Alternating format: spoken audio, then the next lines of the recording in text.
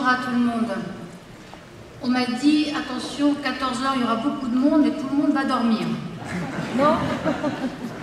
Alors j'ai un double défi, c'est de maintenir haute intention et de faire en sorte que tout se passe bien pour tout le monde. Est-ce que ça va? Oui. Bon, très bien.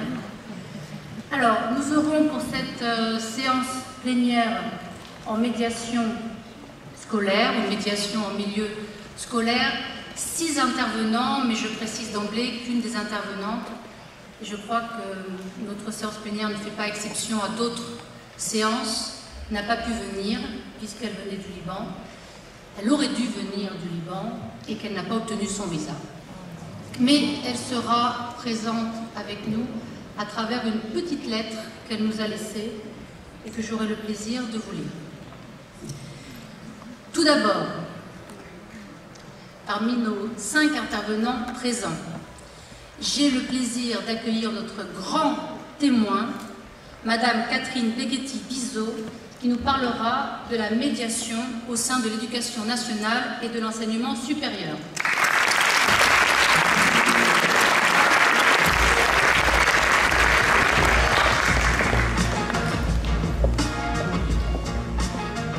Dans un second temps, nous irons au Liban. Après la France, nous irons au Liban, je vous l'annonçais, avec Madame Férouz Abou Khalil, qui nous parlera de la médiation éducative. Férouz est enseignante dans les classes primaires et coordinatrice du projet de médiation éducative à l'école Saint-Joseph Byblos au Liban. Et je vous lirai, quand ce sera son tour, la petite lettre qu'elle a prévue pour vous. Donc je vous demande quand même de l'applaudir parce qu'elle va nous envoyer cette vidéo.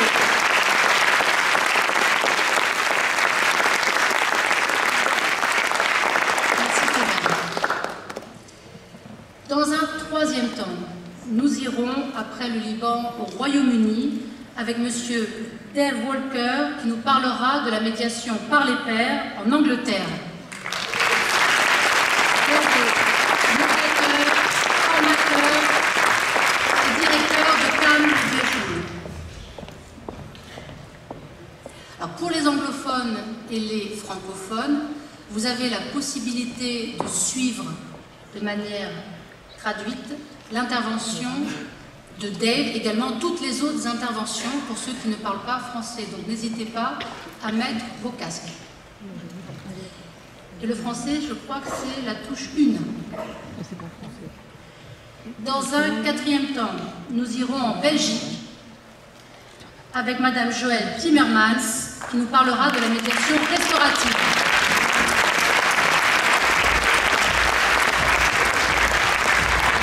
Joëlle est médiatrice agréée, professeure en médiation et directrice de l'association Le Souffle.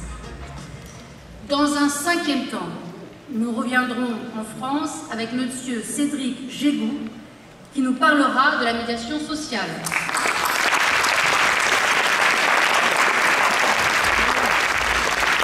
Cédric est directeur Oméga à France Médiation. Et pour finir, nous aborderons un point de vue diachronique et synchronique avec M.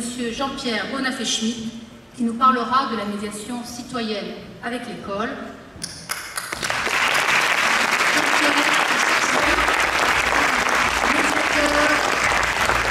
Fondateur des boutiques du droit et de l'association Amélie. Alors, avant de donner la parole à notre grand témoin, j'aimerais commencer par une mise en perspective.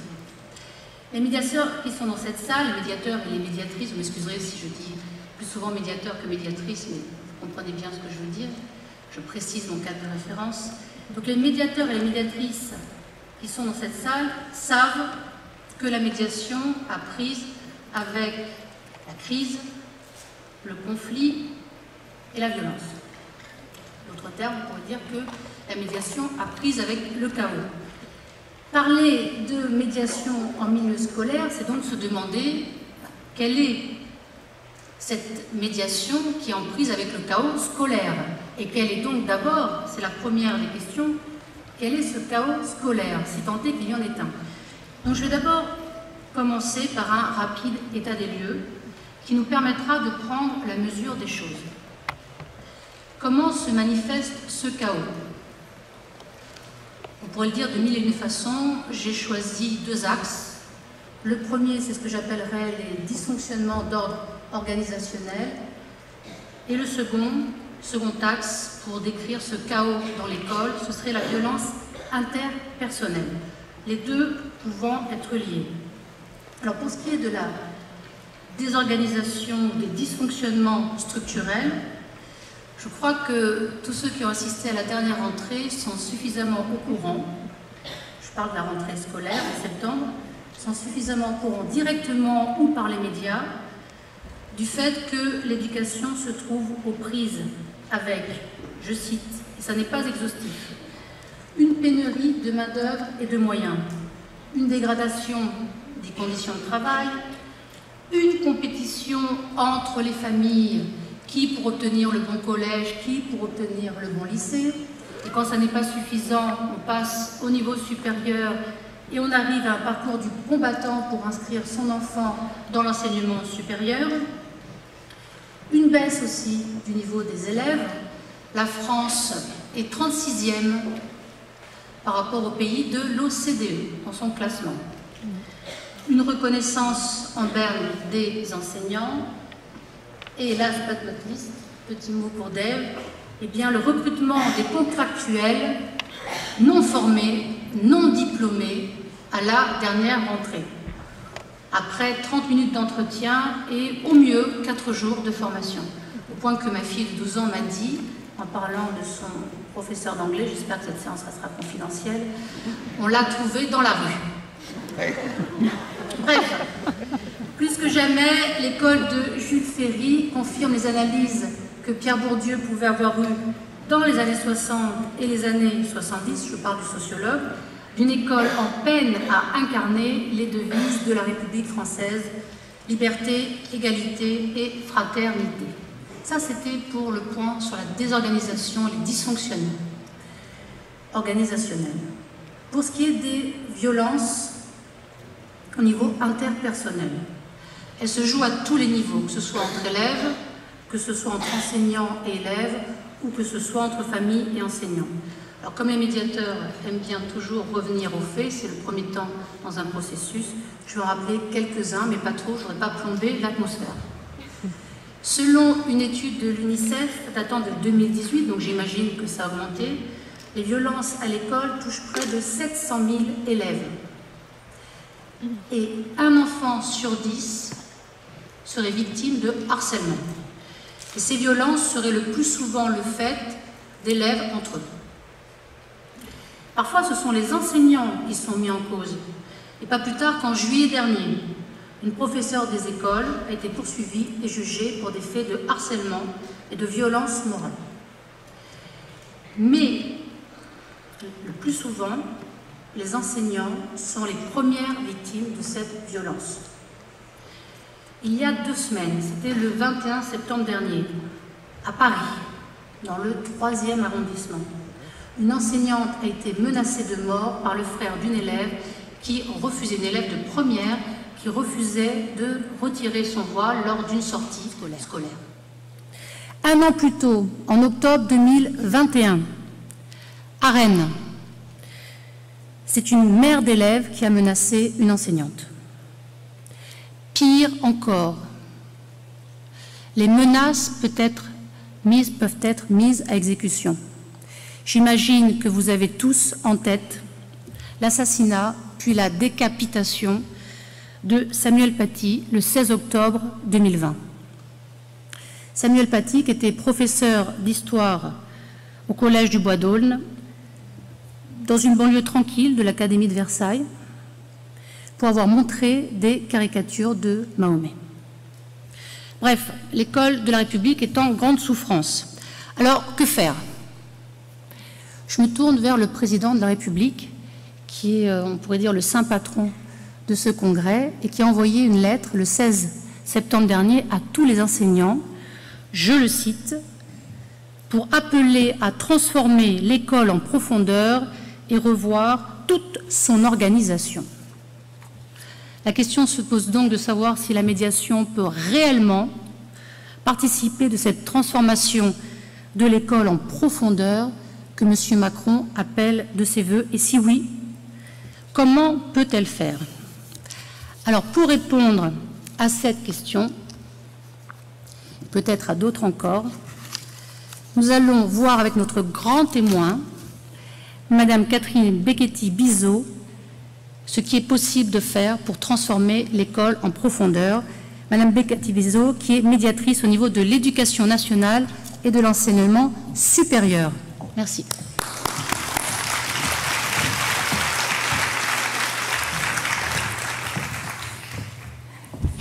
D'abord, je voulais vous remercier, vous-même et les organisateurs, de m'avoir invité, de me donner cette occasion de faire connaître la médiation de l'éducation nationale et de l'enseignement supérieur, mais peut-être quand même pas de répondre aux très difficiles questions que vous m'avez posées. Je ne prétendrai pas que la médiation a les recettes et les solutions à des problématiques qui durent depuis vraiment des années et qui sont en fait des problématiques de société, et pas simplement des problématiques de l'école, je souhaiterais le rappeler.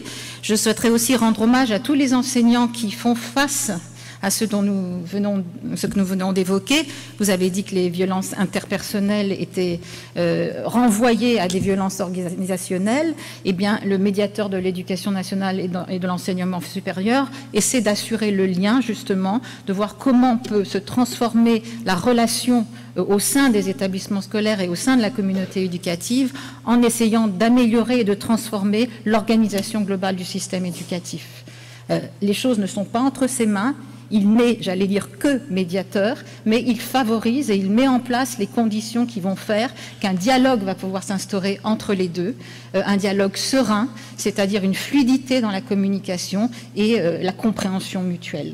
Voilà, c'était juste une petite introduction. J'espère que j'ai quand même droit à mes 10 minutes puisque j'ai rebondi sur la question globale que vous avez posée et je vous en remercie. Donc je suis très heureuse d'être parmi vous aussi pour partager nos pratiques parce que vous l'avez vu, nous avons ici, autour de cette table, mais aussi dans la salle, une représentation très diversifiée de la médiation. Et mon hypothèse, c'est que nous sommes complémentaires, qu'il y a de la place pour tous et que chacun, avec nos entrées et nos regards, nous pouvons créer un réseau de solidarité des médiateurs pour justement faire levier et transformer ce monde qui est caractérisé malheureusement en partie par la violence et les conflits. Donc la médiation, tout d'abord, de l'éducation nationale et de l'enseignement supérieur, je tiens à le rappeler. Alors il faut que je manipule cette petite chose-là. Est une médiation d'abord institutionnelle. Une médiation institutionnelle, qu'est-ce que ça veut dire? Ça veut dire que elle a été créée à l'initiative de l'institution pour faciliter un dialogue, comme je viens de le dire, entre l'administration et les administrés, qui peuvent être des usagers et des personnels, pour les faire reconnaître et prendre en considération comme des sujets de droit et d'égale dignité. Je tiens à souligner cet aspect de notre mission. Remettre à l'horizontale, en quelque sorte, une relation par construction asymétrique, puisqu'on a d'un côté une institution anonyme et de l'autre côté un individu, ce que nous appelons un réclamant. Cette médiation institutionnelle, elle a été créée il y a 24 ans, en 1998, justement pour mettre en place un mode amiable de règlement des litiges au sein du système éducatif. Et ces missions sont inscrites dans la loi, dans le Code de l'éducation depuis 2007. Donc dans la droite ligne de l'ombudsman suédois, que vous connaissez tous, et du médiateur de la République devenu défenseur des droits aujourd'hui. L'institution s'est dotée donc d'un outil d'observation critique en son sein, qui tente chaque jour de contribuer à la pacification du système éducatif et surtout, et encore plus aujourd'hui, à son humanisation. On a beaucoup parlé hier de la dématérialisation des procédures et des services publics. On est au cœur du sujet. Les observations aussi et les recommandations du médiateur sont rendues publiques. Elles donnent lieu à une conférence de presse. Elles sont remises chaque année aux 2 ministres de l'Éducation nationale et de l'enseignement supérieur et font levier pour une amélioration donc du fonctionnement du système éducatif. Rapidement sur l'organisation, le médiateur, la médiatrice aujourd'hui de l'Éducation nationale et de l'enseignement supérieur, s'appuie sur un réseau de 70 médiateurs qui peut augmenter, qui peut diminuer selon les besoins, mais enfin là on est plutôt en augmentation du nombre de saisines. Donc 70 médiateurs, je le précise, qui sont des bénévoles et des retraités de l'éducation nationale.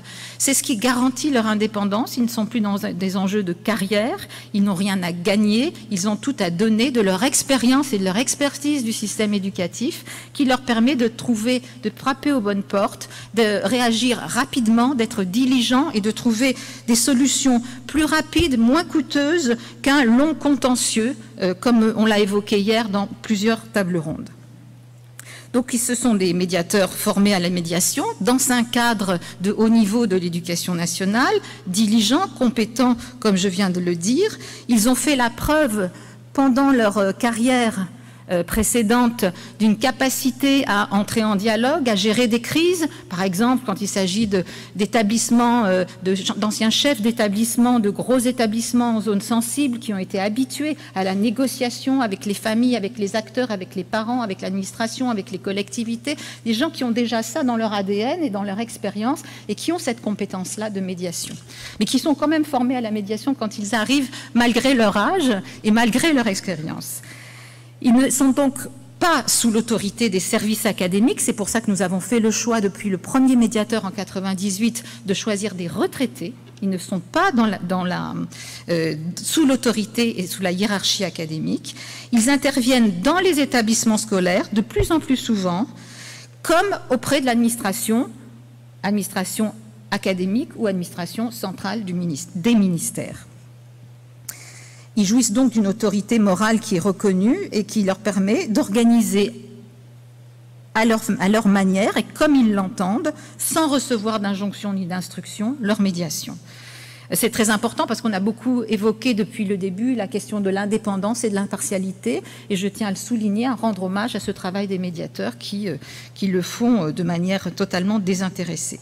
Donc, pour finir sur cette diapo, la démarche se fonde sur des valeurs et des principes qui nous sont communs à tous, à toutes les médiations, en tout cas je le crois, l'indépendance, la neutralité, l'impartialité, les principes d'équité, de transparence, de gratuité pour le réclamant, qui n'est pas un client, de confidentialité des échanges, bien sûr, et d'efficacité liée à la diligence de leur action, réputée plus rapide qu'une action contentieuse. Voilà.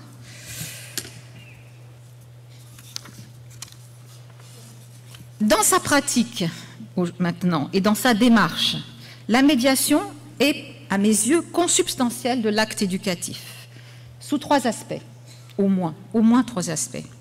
Le premier aspect, c'est sa dimension pédagogique. Le premier travail du médiateur, c'est d'expliquer, de traduire, de reformuler, de faire reformuler, pour rendre compréhensible et accessible le point de vue de l'autre.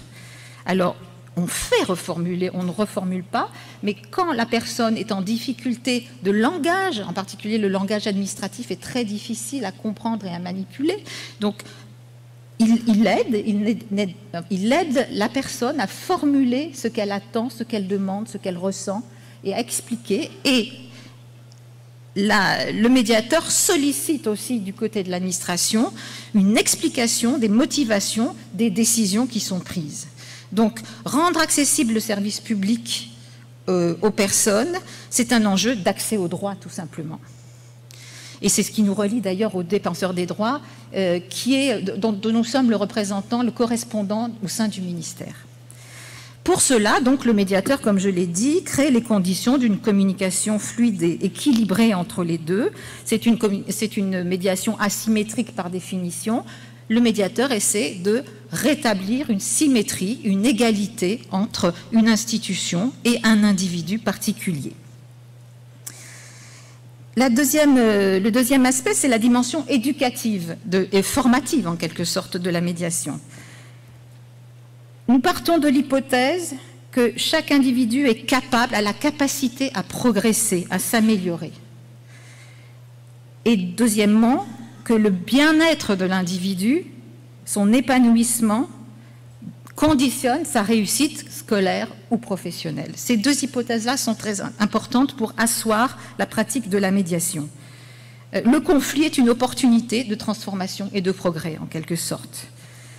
Donc chaque partie prenante apprend, progresse et ressort transformée d'une expérience de médiation. Je ne rentre pas dans le détail puisque vous connaissez tous cela très bien. Apprendre à gérer ses affects, mettre des mots justes sur ses émotions, écouter, respecter autrui dans sa différence, se faire comprendre d'autrui, éprouver de l'empathie pour autrui aussi, et puis surtout être actif dans la recherche de solutions. Ça, c'est vraiment l'action du médiateur la plus importante, c'est de rendre la victime, entre guillemets, active dans la recherche de solutions, qu'elle ne subisse pas sa situation, mais qu'elle la reprenne en main. Pour cela, il faut susciter de la créativité, peut-être essayer de développer chez la personne les compétences d'autonomie et de responsabilité qui s'acquièrent progressivement. Bref, troisième aspect, un apprentissage de la démocratie, de la citoyenneté et du vivre ensemble. Il s'agit vraiment d'apprendre et de comprendre aussi les règles de la vie démocratique et d'acquérir le sens de la loi et du droit. Donc de développer enfin des valeurs humanistes, comme je viens de le dire, comme la tolérance et le respect d'autrui. Je passe à la troisième. Il n'y en a que 4, donc je vais bientôt finir. Et donc, selon moi, enfin, je suis convaincue, il existe un continuum entre cette médiation institutionnelle qui peut apparaître parce qu'elle est globale et institutionnelle comme hors sol et très haut perché. En réalité, il y a un continuum entre cette médiation institutionnelle et la médiation scolaire dont nous parlons principalement ici.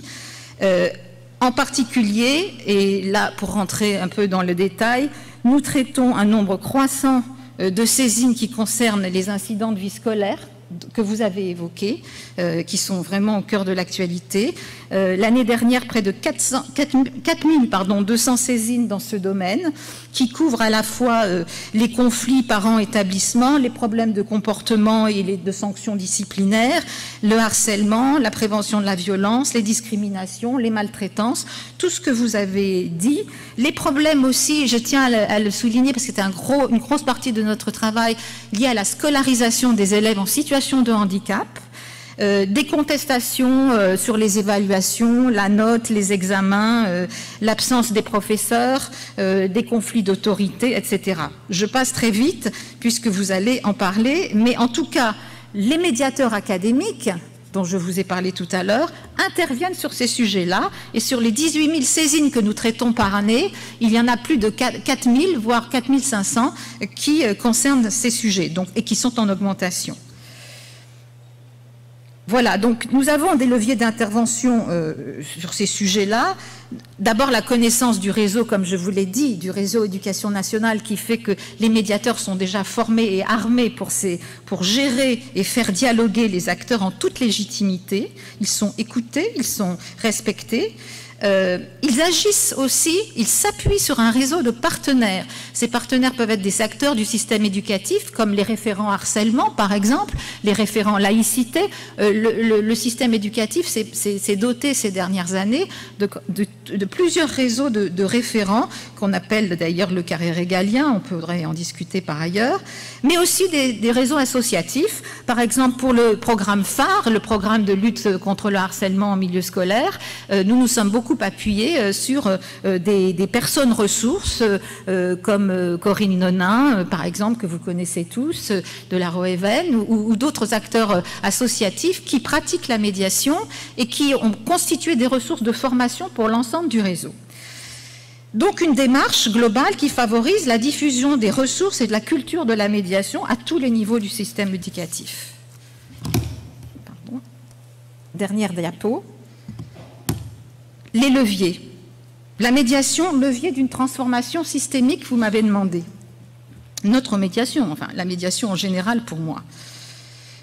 Au-delà de la réponse aux saisines que nous recevons, vous l'avez compris, qui nous sont adressées, le médiateur encourage et fait des recommandations. Et en particulier, il recommande dans tous ses rapports le développement de compétences psychosociales. Ça, c'est un leitmotiv des rapports. Et cette année, comme nous allons mettre le focus dans le prochain rapport sur les questions justement de vie scolaire et d'incidents de vie scolaire, je pense qu'on va particulièrement développer cet aspect. Ça tombe très bien, c'était l'occasion de cette rencontre. Donc des compétences psychosociales, des compétences civiques et critiques à l'école.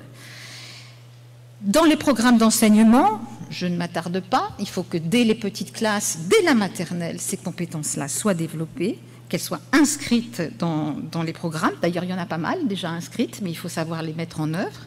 Dans les méthodes d'enseignement, c'est-à-dire dans la relation qui s'instaure dès la première classe entre le maître et ses élèves, comme on dit. C'est là le premier lieu de la pratique de la médiation. Si un professeur, dans la relation avec ses élèves, n'est pas lui-même dans ce respect de la parole de l'enfant, dans cette écoute mutuelle, si il ne met pas en œuvre dans sa classe, on est mal parti. Voilà. Donc, dans les méthodes d'enseignement et dans l'organisation de la vie scolaire, on l'a évoqué, donc je n'y reviens pas, mais c'est là le rôle clé des chefs d'établissement et des CPE. Et puis nous-mêmes, nous organisons spontanément, à notre initiative, des formations à l'école des cadres, non pas pour les médiateurs, mais pour les chefs d'établissement et les nouveaux inspecteurs quand ils arrivent en formation. Je voulais juste mettre un accent à la fin de mon exposé sur la maîtrise du langage, qui est, vous savez, une compétence du socle de culture et de connaissance des élèves. La maîtrise du langage, c'est le vecteur essentiel pour nous de la pacification et de la médiation. Je citerai, pour l'illustrer, Jacqueline Morino, que j'estime beaucoup. La souffrance non exprimée se manifeste par la violence et crée le désordre, le fameux chaos dont vous parliez. D'où l'accent mis aussi sur la formulation, l'expression, la verbalisation. Et donc la maîtrise du langage chez les enfants. Le rapport du médiateur, je vous l'ai dit, et ça c'est le levier pour nous essentiel, fait l'objet d'un retour d'expérience, c'est-à-dire que toute l'administration centrale du ministère, une fois par an, doit revoir toutes les, en séance plénière, qu'on appelle comité de suivi, examiner toutes les recommandations du médiateur, rendre compte de leur mise en œuvre, de leur capacité de les appliquer ou des obstacles qui s'y opposent. Mais en tout cas, on a ce retour de l'administration et cette obligation de lire et de mettre en œuvre nos recommandations. Bref, en conclusion, une transformation qui part de situations individuelles qui ont l'air anecdotiques parce que chacun voit midi à sa porte, comme on dit, une transformation qui part de ces petites situations individuelles qui sont petites pour nous, mais qui en fait sont immenses pour les personnes qui les vivent, pour servir de levier à la transformation collective. Et inversement, qui s'appuie sur une démarche universelle, humaniste, pour transformer les individus. Voilà. Je vous remercie. Merci Catherine. Alors merci pour votre exposé qui montre tout l'intérêt d'instaurer une culture de médiation au sein de l'administration d'éducation nationale et de l'enseignement supérieur afin de répondre à la demande croissante d'un traitement humain par le dialogue. Avant de donner la parole, de vous donner la parole à travers des questions que vous pourriez poser, j'aimerais savoir si parmi nos intervenants, quelqu'un aimerait intervenir sur ce qui vient d'être dit. Oui, Cédric. Oui, juste pour dire, parce que moi, donc, représentant la France au niveau de cette rencontre, que tout ce qui est en train d'être mis en place, re-questionné au sein même de l'éducation nationale sur ces questions de nécessité de médiation, comme vous venez de le décrire, on le verra par la suite, en tout cas j'espère pouvoir le mettre en lumière, est parfaitement complémentaire avec des actions d'intervenants extérieurs à l'éducation nationale, parce qu'en fait on cherche bien à atteindre des objectifs communs, et je me réjouis justement de votre conclusion qui indique quand même qu'il y a des orientations fortes qui sont en train d'être prises et qui vont quelque part être complétées par les actions de médiation sociale en milieu scolaire.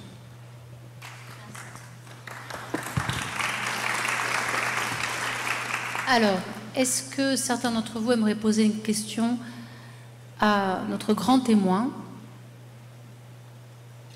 ou pas? Alors, n'hésitez pas à lever haut la main si vous souhaitez poser une question. Oui, je vois là. Alors, j'ai bien dit une question, c'est-à-dire, si aussi, pas nécessairement un commentaire. Et de manière la plus succincte possible, sachant qu'on aura d'autres questions pour les autres interventions. Très succincte. Quelle est la place des représentants du personnel dans cette médiation? Les représentants, pardon, excusez-moi, des parents. Ah, mais des personnels aussi. Vous ne pouvez pas me parler des organisations syndicales parce que, au fond, alors nous ne traitons que de saisines individuelles, vous l'avez compris. Cela étant, souvent derrière une saisine individuelle, il y a des, j'allais dire, revendications, c'est pas vraiment le terme, mais en tout cas des convergences avec l'expression de besoins collectifs.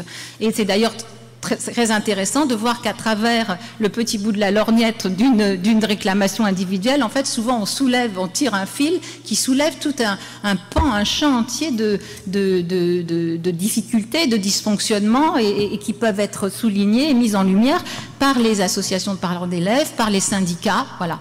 Donc nous apprenons à travailler avec eux, nous tenons compte du contexte qu'elles nous ouvrent. On est toujours, nous, très attentifs à ce que les syndicats et les associations disent. Ils font souvent des analyses qui convergent.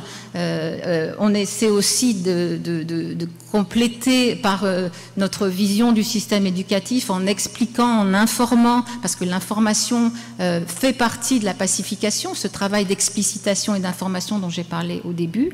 Et alors, il s'est passé quelque chose depuis l'origine de la médiation de notre ministère, c'est qu'en 98-99, les syndicats étaient extrêmement prudents et voire méfiants à l'idée qu'il puisse y avoir un médiateur Alors le médiateur, par définition, il n'y a pas d'intermédiaire, on le saisit en direct, on ne passe pas par la machine hiérarchique, on ne passe pas par les syndicats, on saisit le médiateur. Vous voulez me saisir, vous m'écrivez, je vous réponds. Voilà, c'est tout simple, partout, multicanal, comme disait Daniela Gazinski hier. Et donc, à l'origine, effectivement, méfiance des syndicats, on se regardait un peu en chien de faïence, etc. Aujourd'hui, c'est très intéressant de voir que quand le syndicat a essayé, par exemple, dans une difficulté d'un personnel à obtenir une réponse ou à faire modifier une décision de l'administration, premier recours, le syndicat accompagne, refus de l'administration de reconsidérer ou de rouvrir même le dossier. Eh bien, de plus en plus, les gens nous écrivent en disant « Mon syndicat m'a conseillé de tenter le médiateur ». Donc, ça veut dire que nous n'avons pas le même travail, nous ne faisons pas la même médiation, nous ne sommes pas les mêmes types de conseils, mais au bout du compte, tout cela contribue à de la médiation. Et moi, je considère que les organisations, qu'elles soient de parents d'élèves, les associations ou les organisations collectives ou syndicales, font d'une certaine manière aussi ont un rôle de médiateur, mais pas au même niveau et pas au même moment, vous voyez, et qu'il faut qu'on travaille ensemble aussi. Merci. On va prendre une deuxième question. J'ai vu plusieurs mains se lever. Alors, on ne va pas pouvoir répondre à toutes vos questions et prendre toutes vos questions. Si vous levez très très fort le bras, parce que voilà, je vais essayer de respecter une forme de parité. Donc, il y avait un monsieur qui voulait intervenir. Oui. Il est où? Deux questions très brèves. Luc Bouillère, médiateur. Merci de vous manifester. Deux questions très brèves. Vous avez évoqué la formation des médiateurs académiques. Quelle est-elle? Et la deuxième question, c'est quel est le champ de responsabilité de ces médiateurs, en particulier sur le volet que vous avez évoqué de formation dès la maternelle à cette dimension de médiation? Alors, leur champ, je vous l'ai dit, hein, ils ne sont plus en activité, ils ont été pour la plupart formateurs, éducateurs ou enseignants, donc ils ne font plus eux-mêmes de formation. En revanche, ils sont des leviers pour l'organisation de formation. C'est-à-dire dans leur académie, ils sont 1, 2, 3 par académie, donc il ne faut pas imaginer qu'ils vont faire de la formation dans les classes. Mais ils sont des vigies en quelque sorte de ce qui se passe dans le système éducatif et en fonction des sujets qui émergent, ils participent ils contribuent à des actions de formation, mais chacun dans son champ et en fonction des opportunités. Donc ça, c'est important de le savoir. Ce sont tous des gens du métier de l'éducation, du métier de l'enseignement à l'origine, même s'ils sont devenus inspecteurs académiques, inspecteurs généraux, cadres, personnels d'encadrement, chefs d'établissement, pendant leur carrière. Mais ils ont cet ADN au départ. Donc ils ont ce souci de la formation et nous, régulièrement, nous pensons, quand nous pouvons, quand nous avons un peu de temps, de respiration, nous avons l'initiative de formation, comme je l'ai dit, à l'IH2EF, l'école des cadres d'éducation nationale, et c'est important de le faire aussi. Nous le faisons aussi maintenant depuis 2 ans en administration centrale. Nous formons l'administration, les volontaires évidemment, ceux qui le souhaitent, de l'administration à la médiation. Bref.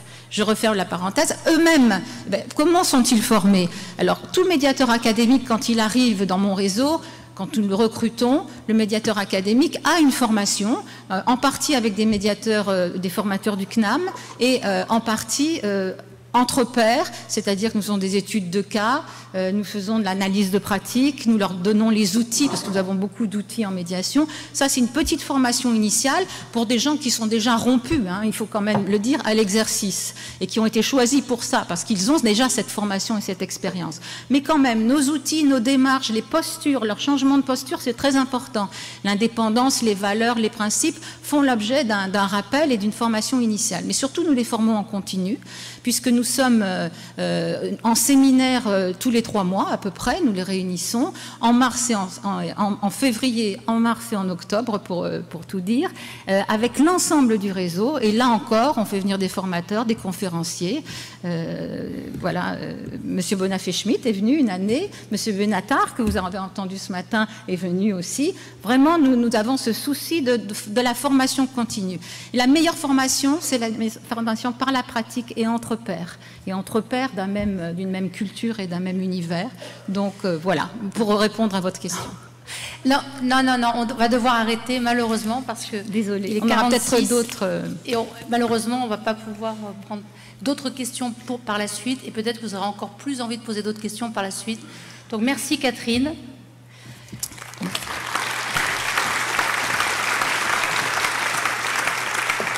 Je suis navrée pour les personnes que je frustre parce qu'on ne peut pas prendre leurs questions, mais vous serez prioritaire si vous avez des questions pour les autres intervenants. On vous a un petit peu repéré. Voilà, peut-être pas, on verra.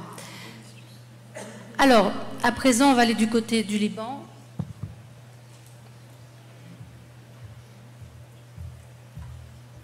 Et de la médiation éducative avec le témoignage de Férouz Abou Khalil.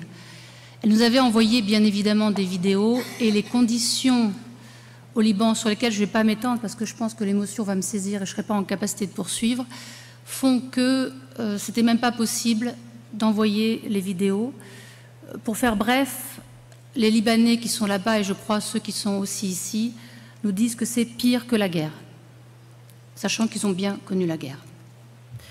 Donc je vais lire le témoignage, c'est une petite lettre de Férouz Abou Khalil.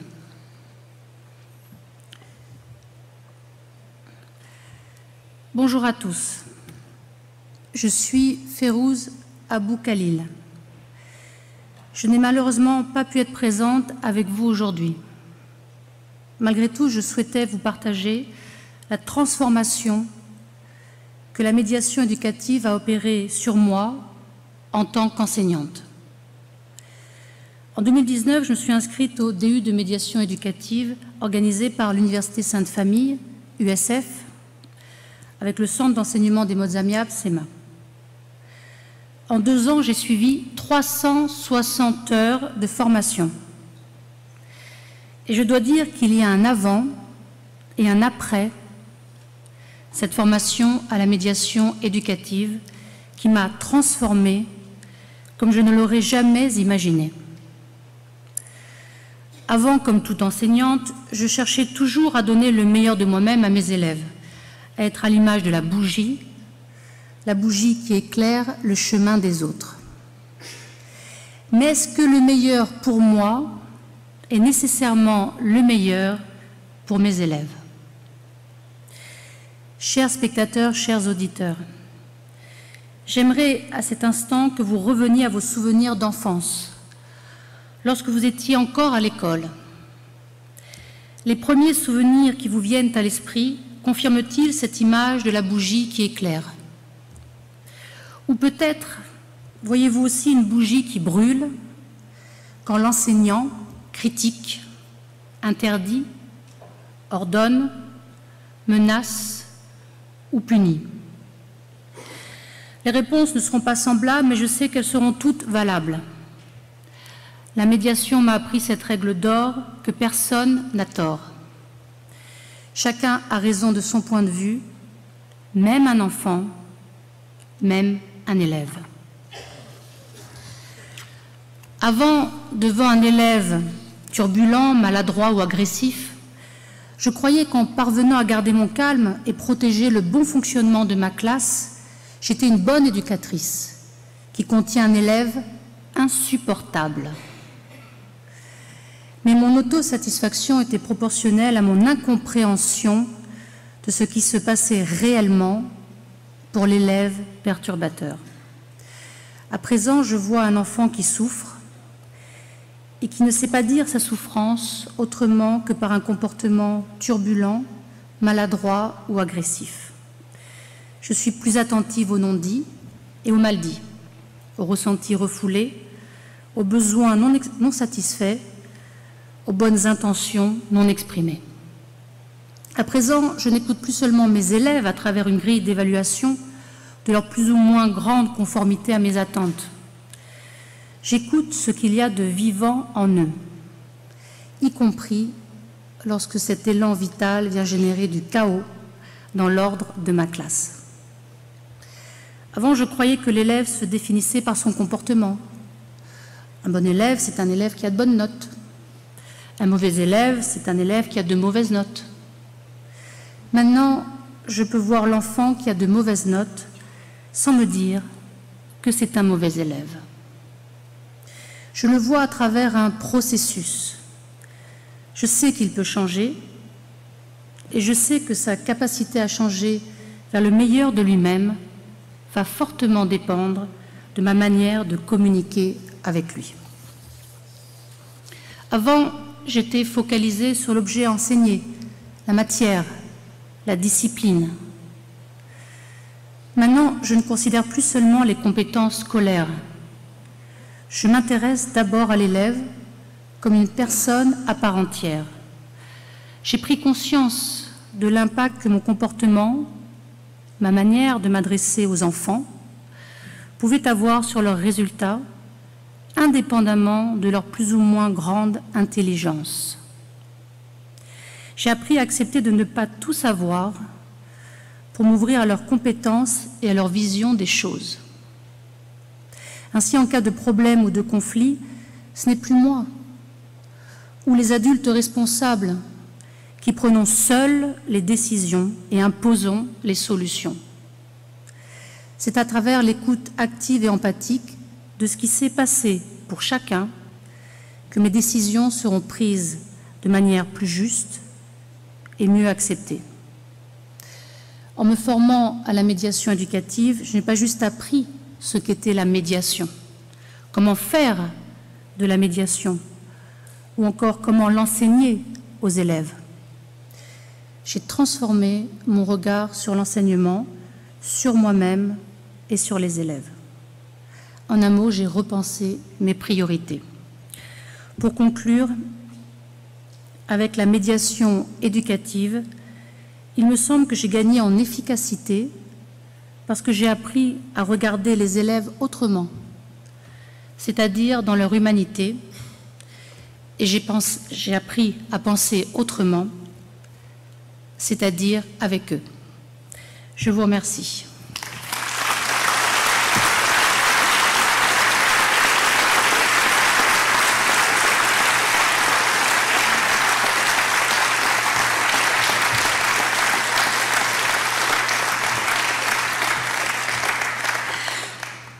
Merci pour elle. Je pense qu'elle nous regardera avec beaucoup d'émotion et d'attention.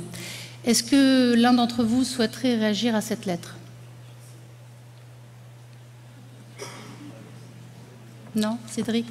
C'est difficile, ça a été parfaitement lu avec l'émotion qu'il fallait.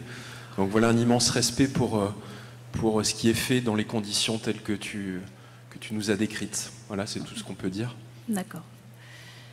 Et est-ce que... Oui, alors, je vous avais remarqué tout à l'heure, donc il y a quelqu'un au premier rang. Je vais me rasseoir.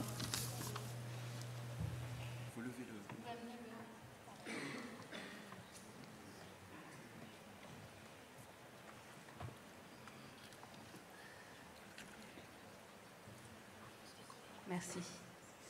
Vous m'entendez? Oui. Merci pour la lecture de cette lettre qui était effectivement très intéressante avec l'élève, les élèves au cœur de la lettre. Et donc ma question pour Madame le médiateur, c'est que vous avez très bien décrit le dispositif au sein de l'éducation nationale, mais quid de la formation des élèves à la médiation, notamment pour lutter contre le harcèlement? Il y a des initiatives au Canada où justement les élèves sont désignés médiateurs, on les forme, et quand il y a un conflit dans la cour, etc., ils interviennent par eux-mêmes. Et donc ça pourrait être un bon dispositif. Je voulais savoir si c'était des idées qui étaient évoquées au ministère ou pas. Merci beaucoup.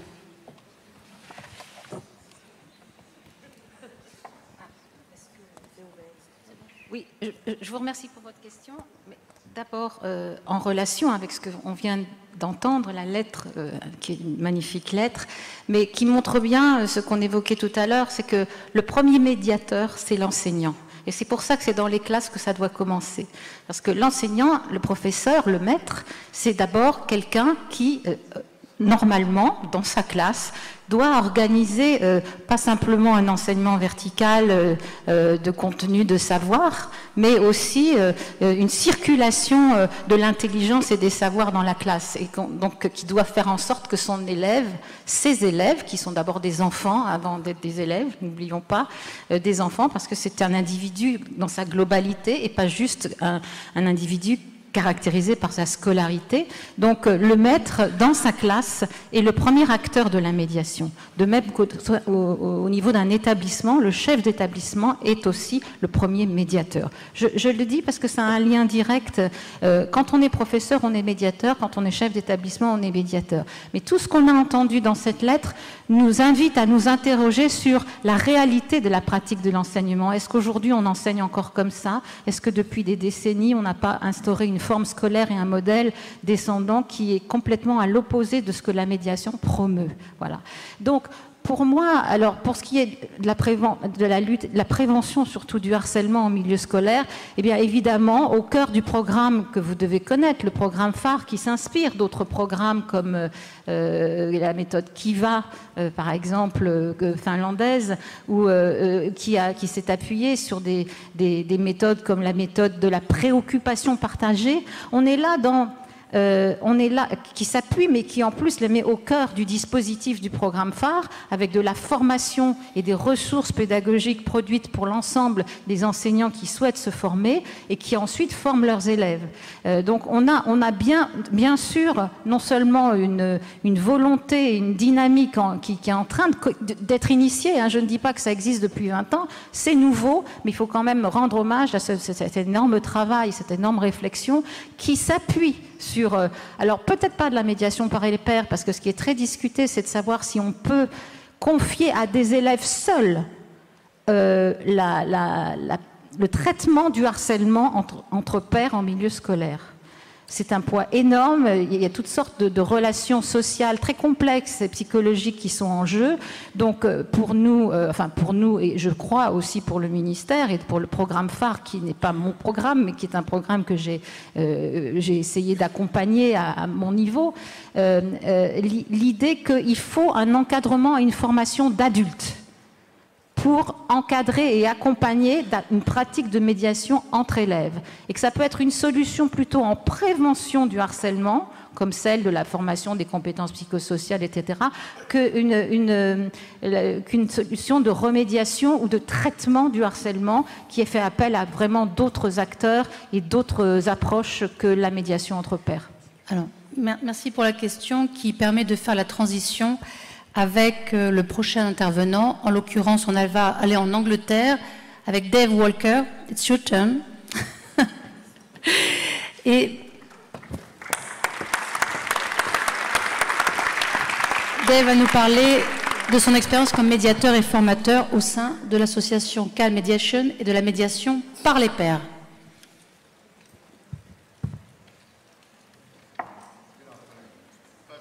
Sorry, I don't speak French. I'm really embarrassed about it, but my colleagues and everybody at this conference has been so kind in terms of working with that. So, start my little timer, because I know Catherine's going to watch me. We worry about our children.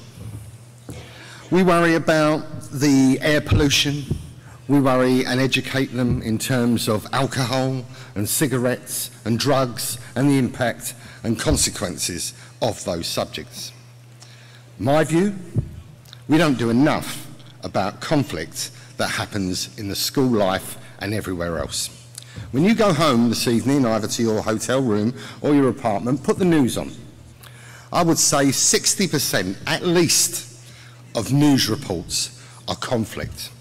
We don't let our children watch films from Hollywood because there's too much graphic violence. But we expose them every day to state-sponsored violence. And they watch. They watch our leaders end up in battles, wars, and say that they're not going to sit down and talk. Well, can I say, welcome to the future. Our project has been working with one particular school for 16 years.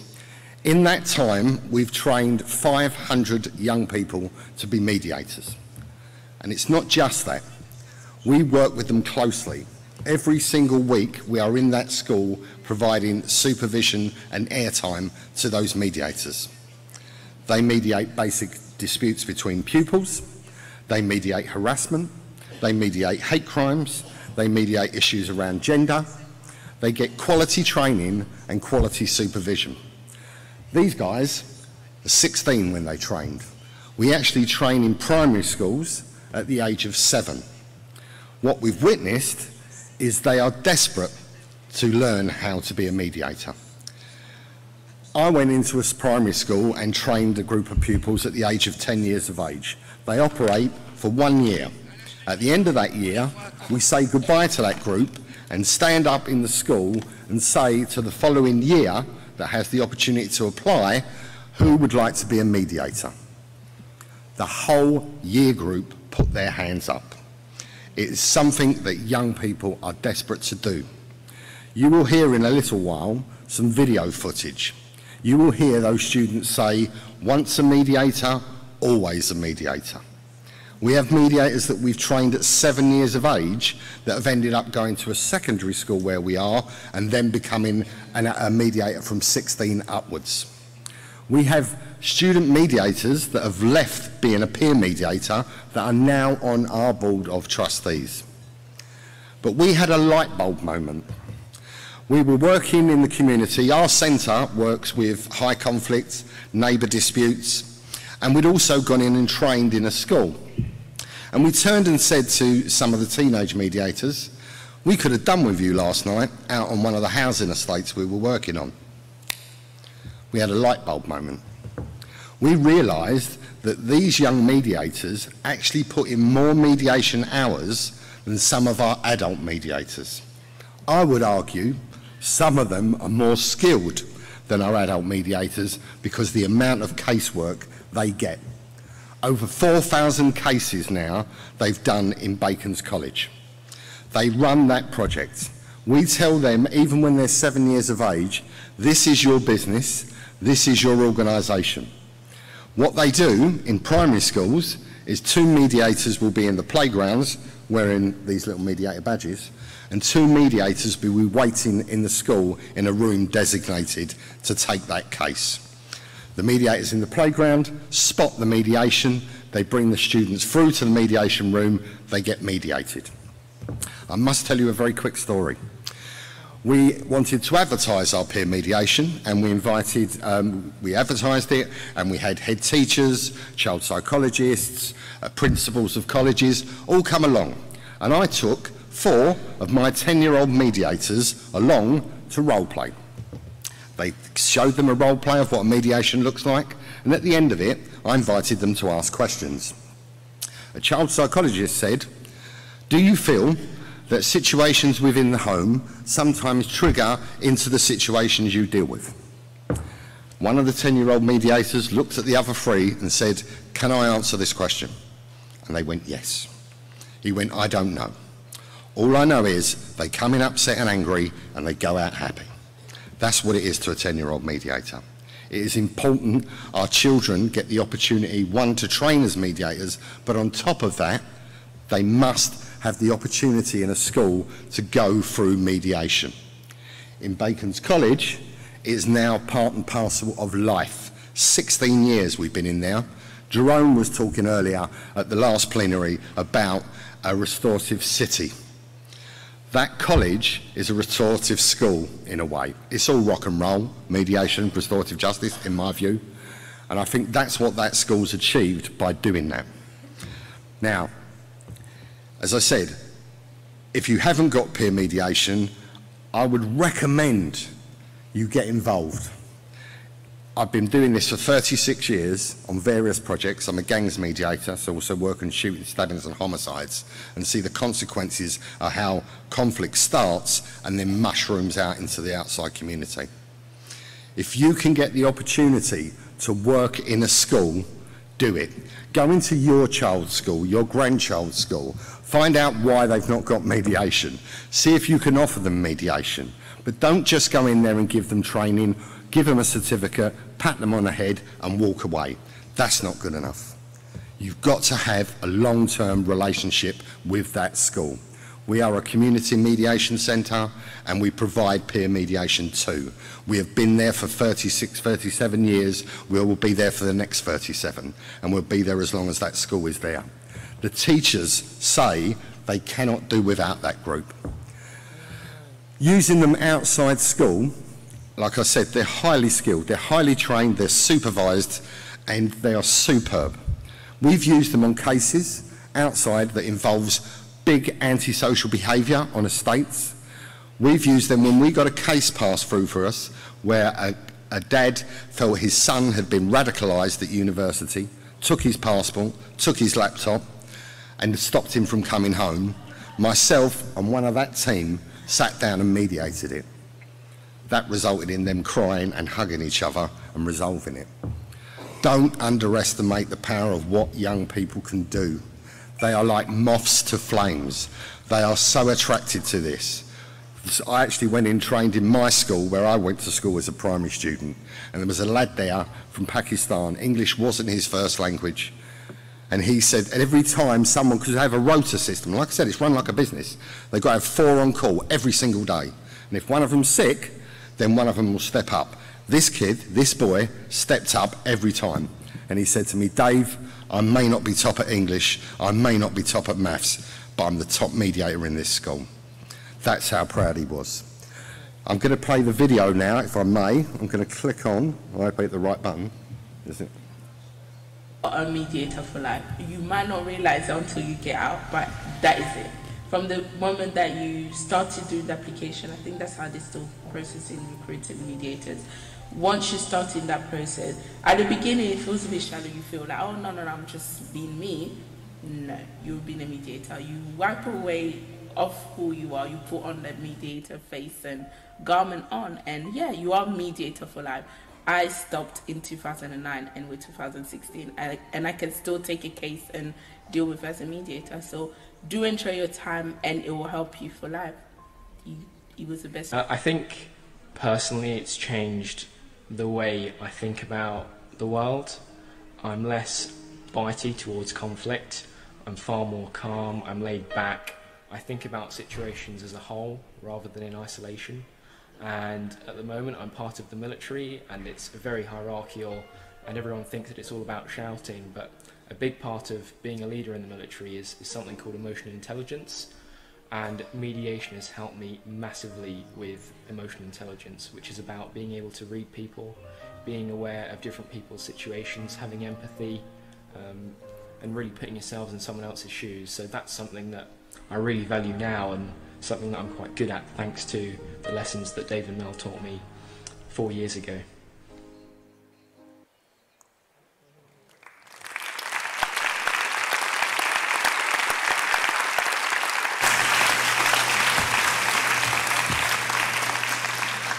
I stand up here as a bit of a fraud, actually. This is Melanie Bruce. She is the inspiration behind this project. She's the one that's got it to where it is today. They are her mediators that have been trained. The way in which she's run this has made her project the leader and prime example of how peer mediation should run in the UK, I'm not suggesting in any part of the world that you're in, but in the UK it's the top one because of her. Unfortunately, because of ill health, she couldn't be here today, but I get the joy of working with her team outside in the community and going into schools. We have even had mediators sit down with teacher and pupil conflict using a peer mediator and an adult mediator. They have mediated so much. One of the student mediators actually won Community Mediator of the Year in the United Kingdom after he left school. That's how skilled they are. You can't do it. It's got to be solid. It's got to be top drawer training. Right, I'm 43 seconds over.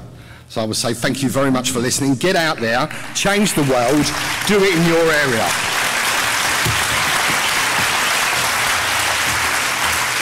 Thanks, Dave.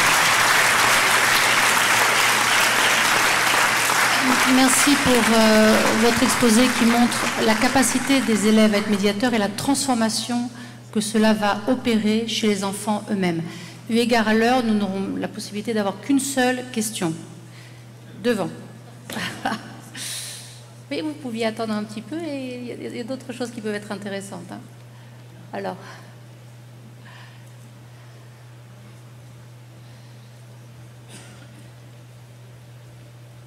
Donc, toujours. Voilà, et à Dave, hein, s'il vous plaît, uniquement. Mais ma question. Ah, ça marche pas. Si, ça a marché. Voilà. Yes, I just want to thank you for your testimony. It's given us all hope. And my question goes to your right-hand speaker. Quand est-ce que, enfin, à quand la sensibilisation des futurs enseignants, de nos enseignants et des élèves à développer leur capacité d'empathie, à la capacité de mettre des mots sur leurs émotions, leurs besoins, et je continuerai sur une citation de Thomas d'Ansembourg, pardon. La violence résulte d'un manque de vocabulaire, car l'individu ne sait pas décrire ce qu'il ressent. Et je crois que c'est cet apprentissage-là que j'aimerais voir développer dans notre pays. D'accord. Donc si je comprends bien, si je reformule votre question, je dirais que c'est un souhait.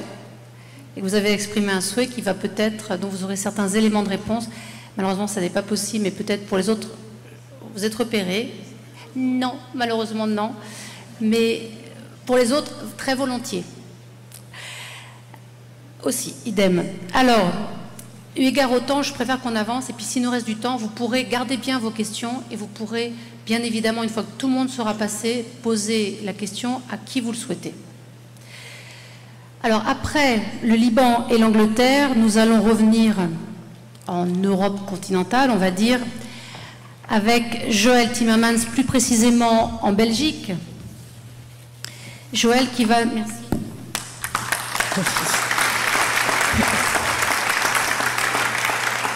Joël qui va nous parler de son expérience comme médiatrice et formatrice au sein de l'association Le Souffle et plus spécifiquement de la médiation restaurative. Voilà, moi je suis très ravie d'être à Angers pour une nouvelle fois. Figurez-vous qu'en 1999, la recherche-action dirigée par ma collègue Janine Blomard de l'Université de Bruxelles et moi-même a gagné le prix École et Violence, prévention précoce, décerné par la Fondation de France et l'association Pierre Strauss dans cette ville. Et cette action s'appelait « Devenir son propre médiateur » et le livre maintenant a été écrit. Donc, comme l'a dit Catherine, je travaille depuis 30 ans uniquement avec des groupes. Je fais de nombreuses choses qui ont été citées aujourd'hui. Et depuis 10 ans, j'ai innové et rassemblé la médiation groupale et la justice restaurative. Et j'espère que mon exposé va compléter ce qui est dit depuis 2 jours en justice restaurative. Je dois pousser sur un bouton. Voilà. Je vais d'abord partir d'un postulat que j'aime beaucoup, d'un réseau américain vers lequel j'ai été formée, une définition du père de la justice restaurative, Howard Serre, qu'on a encore cité à la table sur le terrorisme et l'après-terrorisme, et puis vous situez les principes maoris, car nous avons repris des principes de la communauté océanique. Cette pratique était déjà chez nous sous d'autres formes. Et puis, vous parlez des spécificités du cercle. Et puis, comment je forme, suite à un incident et à un cercle restauratif, comment je vais former une équipe de première ligne dans l'institution. Et je vous ai préparé une petite surprise, il y aura un petit film aussi rapporté des États-Unis. Voici le postulat de base. Est-ce que tout le monde peut lire?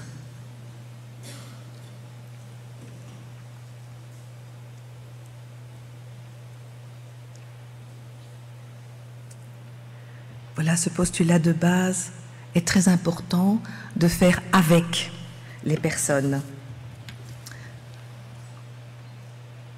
Alors la définition que j'ai reprise de Wartzer, qui a écrit en 1990 Changing Lenses, qui était vraiment le livre phare sur la justice restaurative, dit ceci. La justice, alors, qu'on soit bien d'accord, nous sommes partis de la justice réparatrice, car effectivement, on l'a beaucoup dit pendant 2 jours, c'était la réparation des victimes. Après ça, les personnes qui ont commencé à investiguer les cercles restauratifs se sont dit, il y a plus que ça. Il y a à réparer les liens. Donc c'est à ça qu'on a parlé de restauratrice, qui est très français, et puis maintenant français, anglophone et le monde entier a vraiment avalisé le mot restaurative.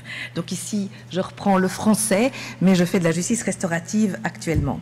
La justice restauratrice est un processus qui vise donc à impliquer dans la mesure du possible toutes les parties concernées par une infraction spécifique qui cherche à identifier et à traiter de manière collective les souffrances, les besoins et les obligations, de façon à guérir et réparer autant que faire se peut. Et je vais tout de suite passer dans les origines maoris que j'aime beaucoup, que j'apprécie beaucoup. Donc, les principes clés, les faits sont partagés. Quelle est ma part personnelle, quelle est la part interpersonnelle et quelle est la part collective. La peine est partagée. De quelle façon nous sommes tous touchés.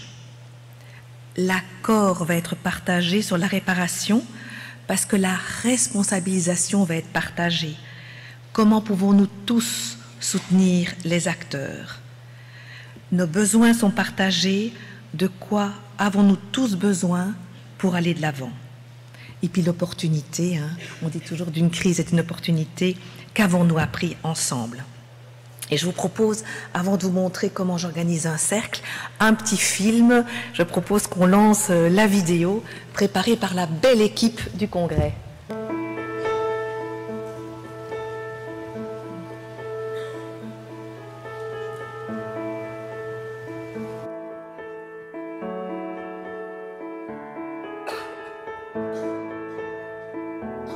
I was caught with some knives at school.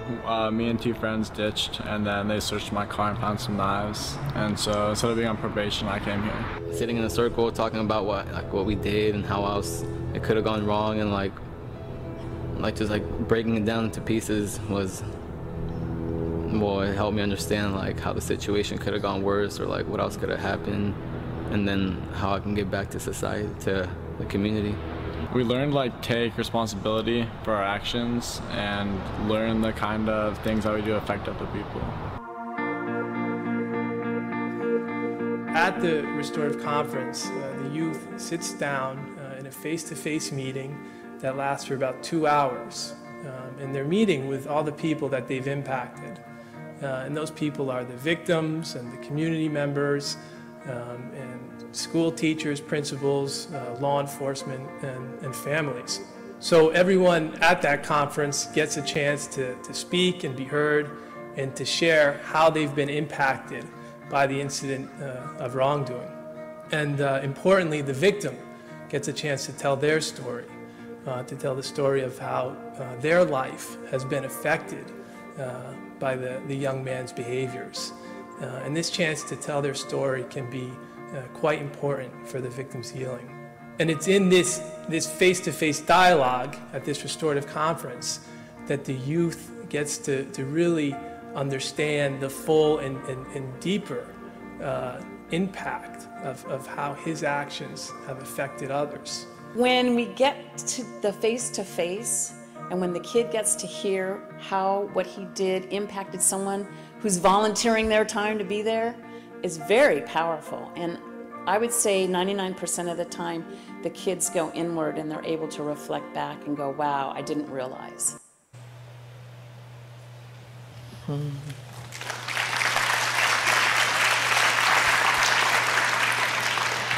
Alors, j'ai simplifié la méthodologie parce que c'est groupal, vous avez compris. Donc, il y a un entretien individuel qui va précéder. Quelquefois, j'en ai une trentaine, puisque nous acceptons toutes les personnes impactées par les faits. Donc, la famille est là, l'entourage, etc. Donc, voilà, j'ai le cercle. Donc, disons que je suis le médiateur 1. D'autres formes de justice restaurative, on appelle facilitateur ou coordinateur. Pour moi, je suis médiatrice, donc je vais rester dans mon rôle, puisque je fais du groupal depuis toute ma vie. Donc, je vais placer en face de moi mon collègue, c'est toujours des co-médiations. Et puis, d'un côté, un représentant de l'institution, quelqu'un qui va représenter l'autorité, et puis une personne ressource pour le cercle. Quelqu'un qui n'est ni allié, ni partie prenante de la situation, qui est aussi dans cette neutralité, mais qui a vraiment envie que le groupe aille de l'avant. Puis, c'est très simple. Du côté du cœur, je vais mettre la victime et sa famille. Du côté droit, je vais mettre l'auteur, parce qu'à un moment donné, quand vous recevez une trentaine de personnes et puis que vous en avez 15 devant vous, ça se mélange un peu, surtout que ça peut prendre quand même plusieurs semaines de le mettre en place. Et puis donc, en face, vous avez aussi des personnes impliquées de la classe. C'est très important que le groupe se solidarise, autant les adultes que les jeunes, que l'administration, que toutes les personnes qui peuvent soutenir pour aller de l'avant. Et donc, suite à ces cercles, la plupart des institutions, et c'est ça notre force, c'est de préparer l'équipe à créer un espace de dialogue et de médiation à l'interne de l'institution. Vous devez savoir qu'en dehors de l'école, j'ai formé aussi FEDASIL, c'est notre institution qui s'occupe des migrants et des jeunes migrants, les MENA, etc. Donc, dans l'institution, je forme alors des personnes qui veulent s'intégrer et être là, dans cet espace, pour recevoir les personnes. Et souvent, ils peuvent vraiment déjà opérer sans moi qui supervise alors. Et je vous dis quelques paroles de cette équipe de première ligne. L'équipe relais est composée de gens qui veulent rouler pour leurs jeunes et élèves, les soutenir et les accompagner. C'est vraiment essentiel de mettre l'élève au centre de nos préoccupations et de leur donner la parole. Un autre qui dit « C'est intéressant de mobiliser d'autres sources auxquelles les enseignants, on n'a pas pensé ». On amène aussi des changements chez nous quant à la gestion des conflits.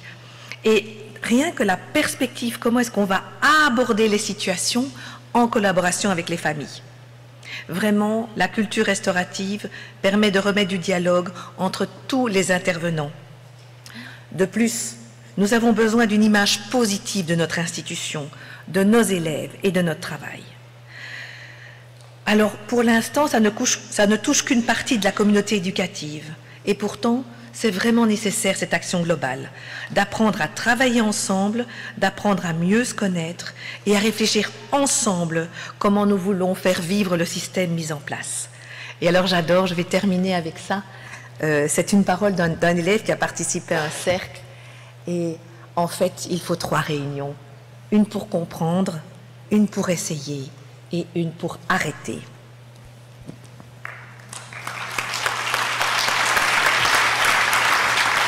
Merci Joël.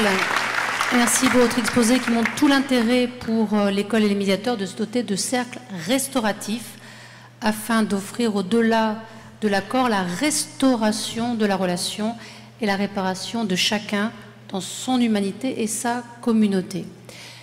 Alors, je vais excuser un peu mes intervenants en espérant que vous n'ayez pas grand-chose à dire, vu l'heure, pour pouvoir donner la possibilité à la salle. Alors, il y avait quelqu'un qui avait levé la main tout à l'heure par là, mais s'il ne souhaite pas s'exprimer, oui, vous avez la priorité. Et tout à l'heure, je ne vous oublie pas, pour la prochaine fois. On va poser une question eu égard à l'heure, et puis si on a un petit peu de temps, on verra à la fin. 1, 2. Oui, ça marche. Ok. Ma question à l'origine était pour l'intervenant précédent, mais en fait c'est une question qui peut tout à fait aller à vous aussi. En fait, je me demandais, donc en Belgique comme en Angleterre, quels avaient été les possibles freins à l'origine pour implémenter vos programmes dans l'institution scolaire. Voilà, et si ça s'est fait facilement, ou si on vous a ouvert la porte comme ça, ou s'il y a eu des freins. Avec mon collègue Jean-Pierre Bonafé-Schmitt, on a commencé la recherche-action de devenir sopromédiateur ensemble, donc avant les années 99, pour avoir cette récompense. C'est très difficile, simplement parce qu'il faut une équipe pour mettre en place ce type de projet, et il faut un minimum d'argent et de subsides. Donc c'est ça le plus grand frein, c'est de sortir du bénévolat. Dave, if you want to complete. Yes, I think what we had to do was there was reluctance amongst teachers. You know, I've had teachers say, show me a 13-year-old can mediate the situation. So we have to charge for our work, so we virtually gave it for free for them to taste it for 1 year. Once they see it work, they were sold. 16 years later, we're still in the school. So people don't always know what we do, and sometimes they have to experience it firsthand to believe. Merci. À présent, nous allons revenir en France avec Monsieur Cédric Gégou, qui va nous parler de la médiation sociale à partir de son expérience de directeur au sein de France Médiation et plus particulièrement Omega. Merci beaucoup. Écoutez, pour ne pas perdre de temps, moi je suis également ravi d'avoir la chance d'être devant vous, et au bout de cette deuxième journée, je mesure, on parle de congrès international des médiations, et cette dimension internationale où on s'aperçoit que les questions de médiation, eh bien, elles sont portées partout. D'ailleurs, la dernière question qui vient d'être posée, c'est assez fort. On peut demander à quelqu'un de Belgique, du Royaume-Uni ou même de France, la question pouvait s'adresser à n'importe quel de ces 3 pays. Donc le sens que ça confère, et puis de parler des médiations, parce que effectivement, moi je me suis rendu compte qu'on avait beaucoup de choses en commun, mais aussi une richesse dans toutes nos différences. On voit qu'il y a plusieurs formes de médiation. Nos points communs à chercher toujours la bonne posture, l'indépendance, l'impartialité, à rechercher aussi la reconnaissance. Je pense que c'est quelque chose qui nous soucie tous, et je ne veux pas me spoiler par rapport à ma conclusion, mais c'est en lien direct avec ce que je vais vous présenter par la suite. Et puis la nécessité de continuer à nous côtoyer, peu importe que l'on parle de médiation sociale, de médiation pénale, de médiation de consommation, de médiation familiale, pour continuer à mieux nous connaître, mieux nous acculturer, et donc mieux coproduire ensemble. Je pense qu'on a encore du chemin encore devant nous, mais on peut avoir bon espoir de continuer d'y arriver, notamment par le biais de ce type de manifestation. Pour bien travailler ensemble, il faut bien se connaître, donc c'est à moi d'appuyer sur la petite zapette. Je ne ferai pas l'économie de vous reparler très rapidement de la médiation sociale et de France Médiation. On en a parlé hier, Éric Briat dans l'introduction et la cérémonie d'ouverture, Laurent Giraud également. Donc nous sommes actuellement 12 000 médiateurs sociaux en France, tous salariés, formés ou en cours de formation. Et nous appuyons pour partie sur ce réseau qui s'appelle France Médiation. On en a d'autres, on a cité l'Union nationale des PIMS, qui regroupe donc environ 83 adhérents. Et notre secteur d'activité, historiquement, intervient sur les quartiers politiques de la ville. Vous allez voir que la médiation sociale en milieu scolaire, il y a aussi une corrélation directe par rapport à cette territorialité sur l'espace public, les conflits d'usage sur l'espace public, dans l'habitat collectif, dans les transports, dans l'accès aux droits, tout cela porté par des politiques publiques, mais également par des entreprises. Pour avancer et être plus concret, la médiation sociale aujourd'hui, actuellement en milieu scolaire, vous avez les chiffres, et Éric Briat en parlait aussi, c'est donc 163 sites de médiation à l'école. on entend par site un collège et puis des écoles élémentaires de rattachement. Vous allez comprendre pourquoi. On voit que c'est un consensus, hein, les compétences psychosociales. Ce que l'on vise ici, c'est clairement impacté sur des tranches d'âge où on dit être sur l'âge d'or de l'acquisition des compétences psychosociales. Donc collège et école élémentaire, je ne commenterai pas tous les chiffres qui sont là sous vos yeux. Et on va essayer d'agir donc sur les questions d'ambiance, de climat scolaire, sur les questions de décrochage scolaire, mais également sur quelque chose qui est notre valeur ajoutée en médiation sociale, le lien école, famille, quartier. Voilà.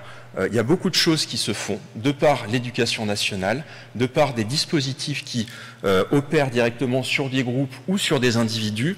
Et nous, l'objectif, c'est d'assurer un continuum entre ce qu'on est capable de produire grâce à l'école, parce qu'il faut aussi reconnaître que l'école reste une enceinte qui permet d'avoir des interactions qui sont différentes que lorsque nous sommes sur l'espace public, et puis justement d'assurer ce continuum et cette acculturation.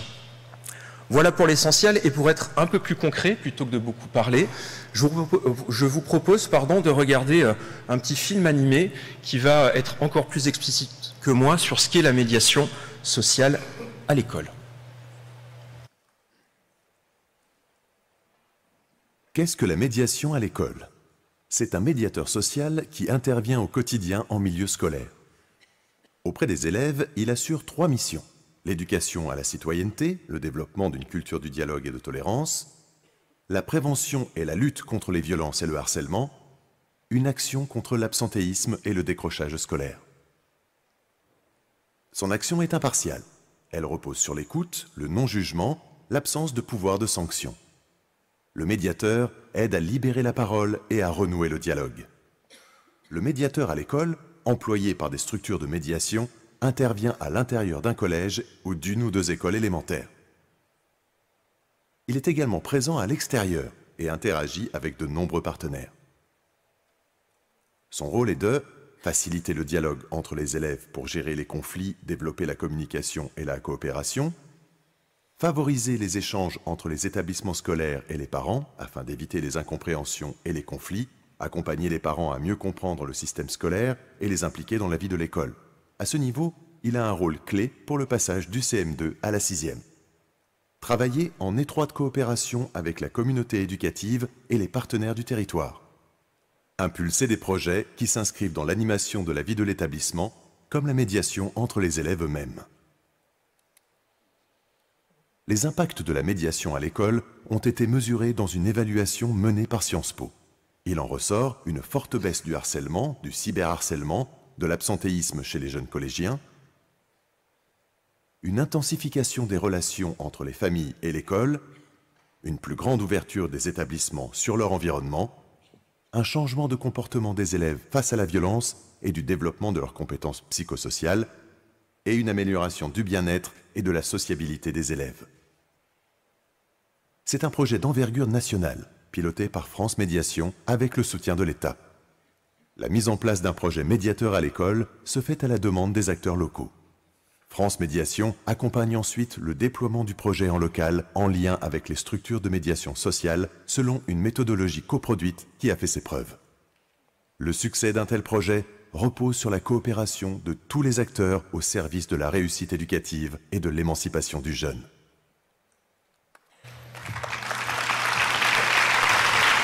Voilà une petite animation qui résume parfaitement ce qui est fait. Et vous voyez, il y avait la question sur cette fameuse médiation par les pairs. C'est un des leviers qu'on va retrouver d'ailleurs dans différents pays où en effet, mais je rejoindrai, pas par démagogie, le fait qu'on ne peut pas tout faire porter par des enfants, encore une fois, et justement de pouvoir les acculturer, leur transmettre ces compétences psychosociales, ça leur permet d'avoir un sens critique plus aiguisé, d'avoir du discernement et d'être capable aussi d'aller trouver un adulte lorsqu'il se rend compte qu'une situation ne relève pas de lui. Par contre, on aura vraiment un vrai levier de prévention et d'évitement dans le cas de situations simplement conflictuelles. Catherine nous le disait en introduction, je veux vous refaire quand même 3 grands temps, et je tiendrai le temps qui m'est imparti. Historiquement, la médiation à l'école son entrée, c'était les problèmes de harcèlement en milieu scolaire, les travaux d'Éric de Barbieux que Catherine nous a cités, qui datent de 2010 tout de même, effectivement, 1 élève sur 10 qui est victime de phénomènes de harcèlement en milieu scolaire. Entre-temps, 2010, 2022, sont apparus nos chers réseaux sociaux, qui n'existaient pas à l'époque, donc je pense qu'il faudrait faire encore une très grande enquête de victimation pour peut-être avoir une mise à jour de ces chiffres-là. Et puis, du coup, même si ces phénomènes ont toujours plus ou moins existé, on a eu une évolution, une véritable évolution avec de nouveaux enjeux. C'était dans la presse encore ce matin. Vous voyez, moi je suis le directeur d'une structure sur Angoulême en Charente, ça représente 140 000 habitants, donc c'est même moins que la ville d'Angers. Et pour autant, nous sommes de plus en plus impactés par des phénomènes qu'on appelle RICS, de jeunes collégiens, extrêmement violentes, et qui nous posent beaucoup de difficultés. Il y a un sociologue, un chercheur au CNRS qui s'appelle Marwan Mohamed, qui travaille sur ces questions-là et sur cette évolution, et qui nous explique que justement, alors lui il n'appelle pas ça des rixes, il appelle ça des embrouilles. Voilà. Pour lui c'est plus précis en termes de sémantique. Eh bien, elle est principalement occasionnée par la nécessité d'une partie de notre jeunesse qui, très souvent, réside sur des territoires qui cumulent beaucoup de déterminisme, eh bien, de se constituer un capital social alternatif. Et c'est là où, justement, on rejoint tout ce qui a été dit précédemment, à savoir, lorsqu'on a des endroits où on cumule beaucoup plus de déterminisme et donc de difficultés, où on manque de mots, où on manque de compétences psychosociales, eh bien, on tente d'une autre façon de se construire ce capital social. Et c'est là où, justement, même s'il n'y a pas de baguette magique, le fait de pouvoir intervenir au sein des écoles, donc au niveau élémentaire, on va parler du cycle 3 pour ce qui concerne la France, donc les CM1, CM2, 6e, 5e, eh bien, c'est vraiment à ce moment-là de leur vie, d'élèves, d'enfants et de futurs citoyens, qu'on a cette opportunité de pouvoir agir et coproduire avec eux en leur transmettant ces compétences psychosociales. On s'est posé la question, on s'est dit en gros quelles questions critiques on pourrait émettre par rapport à tous les dispositifs que nous essayons de déployer. Et moi j'en étais arrivé à me poser la question quand on a des problématiques structurelles, où on a des communautés ou des territoires où on concentre, on cumule les difficultés. Hein. Il y a aussi une géographie prioritaire pour ce qui concerne l'école française. Est-ce qu'on n'est pas quelque part une forme de pansement, de palliatif à des maux beaucoup plus profonds? Écoutez, je n'ai pas la réponse, je ne sais pas. Par contre, ce que je peux vous dire, et ce dont je peux vous rendre compte, c'est que ces questions de médiation sociale à l'école, on les travaille depuis à peu près une dizaine d'années, et que depuis 2019, ça s'est extrêmement développé, extrêmement accéléré, y compris sur les territoires ultramarins.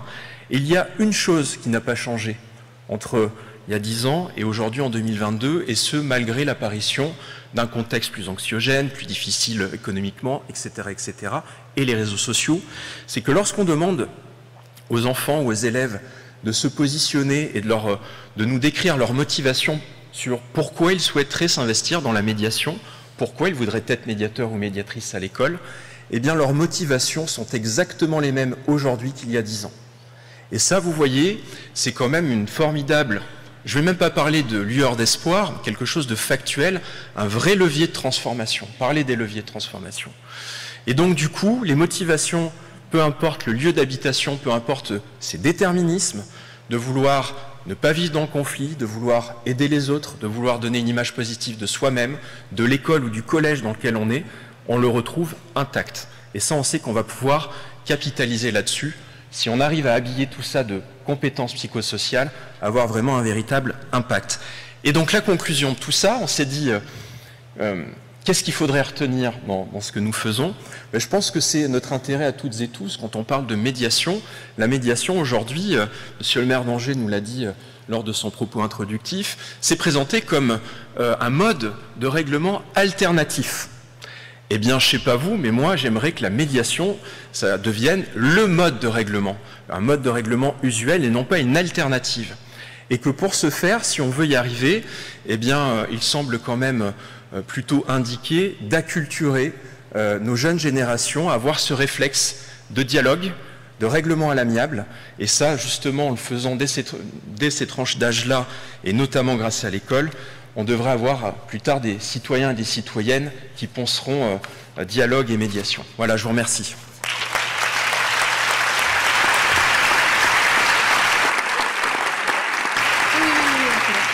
Merci Cédric pour ton exposé qui montre que la médiation au sein de l'école gagne à se penser en lien avec les acteurs extérieurs à l'école. Une question. Et après, oui, je vous ai préparé. Voilà. Pour le prochain intervenant, si vous le souhaitez. On a commencé 10 minutes en retard, donc si tout le monde est d'accord, peut-être on ira un petit peu au-delà de 4 heures. Bonjour. Oui. Yann Mikhailov, moi je suis professeur d'université en médecine et médiateur santé. Et voilà, je trouve très inspirant les différentes présentations.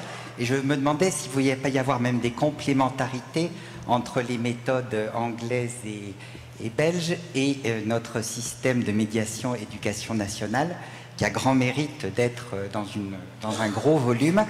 Mais moi, il m'est revenu en fait une situation de conflit entre une CPE et une directrice d'établissement qui s'est terminée par une énorme blessure suite à la saisine pour la CPE. La médiatrice académique, pour être très très court, n'a pas fait ni entretien individuel ni plénière. Elle a juste de vive voix échangé avec le personnel de direction, sans parler, et envoyé une lettre à la CPE enfreignant toutes les règles d'indépendance, impartialité, avec une partialité énorme pour le personnel de direction. C'était clairement un conseil à l'ancienne d'inspectrice de l'éducation nationale. La personne est très blessée et du coup je me disais, est-ce que dans les voies de recours, vous pourriez imaginer un processus même restauratif pour réparer la blessure de cette CPE qui est très dévouée, en tout cas, et en qui la confiance en la médiation éducation nationale est entachée en fait. Merci beaucoup, en tout cas, de cette ouverture du débat. Alors, c'était tout l'intérêt d'ailleurs de la complémentarité des perspectives entre les différents intervenants. Catherine, si possible. Je ne vais bien sûr pas répondre parce que je ne connais pas le cas, mais je vous remercie de me le signaler. Oui, bien sûr, il faudrait en permanence, c'est ce que je disais tout à l'heure, travailler sur ce changement de posture. Parce que le problème de personnes qui sont de bonne volonté, hein, mais qui ont été peut-être marquées par une pratique professionnelle plus académique, enfin plus administrative, peuvent, dans certaines situations, ne pas faire face. L'avantage d'avoir des retraités, c'est qu'ils n'ont plus d'enjeux personnels de carrière, donc voilà. Le désavantage, c'est qu'ils sont peut-être un peu moins disponibles et bénévoles, et que donc c'est très difficile pour nous de tout contrôler, mais il arrive aussi qu'il y ait des dysfonctionnements au sein de l'administration, de la médiation, pardon, comme au sein d'une administration. Donc, je vous remercie pour cette remarque. Nous veillons chaque jour à ce que ce soit évité, mais je crois que dans toute communauté professionnelle, il peut y avoir quelques écarts ou quelques dérives et que nous devons y veiller quotidiennement. Merci. Vous n'hésitez pas à venir me voir ensuite pour que nous en parlions, hein, bien sûr. Merci. Merci Catherine. Donc, pour conclure, nous allons faire une des choses que les médiateurs aiment bien, c'est-à-dire qu'on va prendre de la hauteur avec Jean-Pierre Bonafé-Schmitt.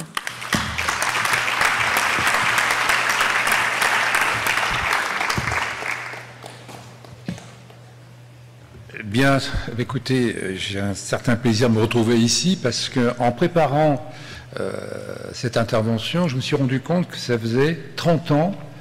La première fois que j'avais parlé de médiation, c'était au cours d'une université d'été, police, éducation nationale, et dont le thème c'était la médiation à l'école et dans la cité.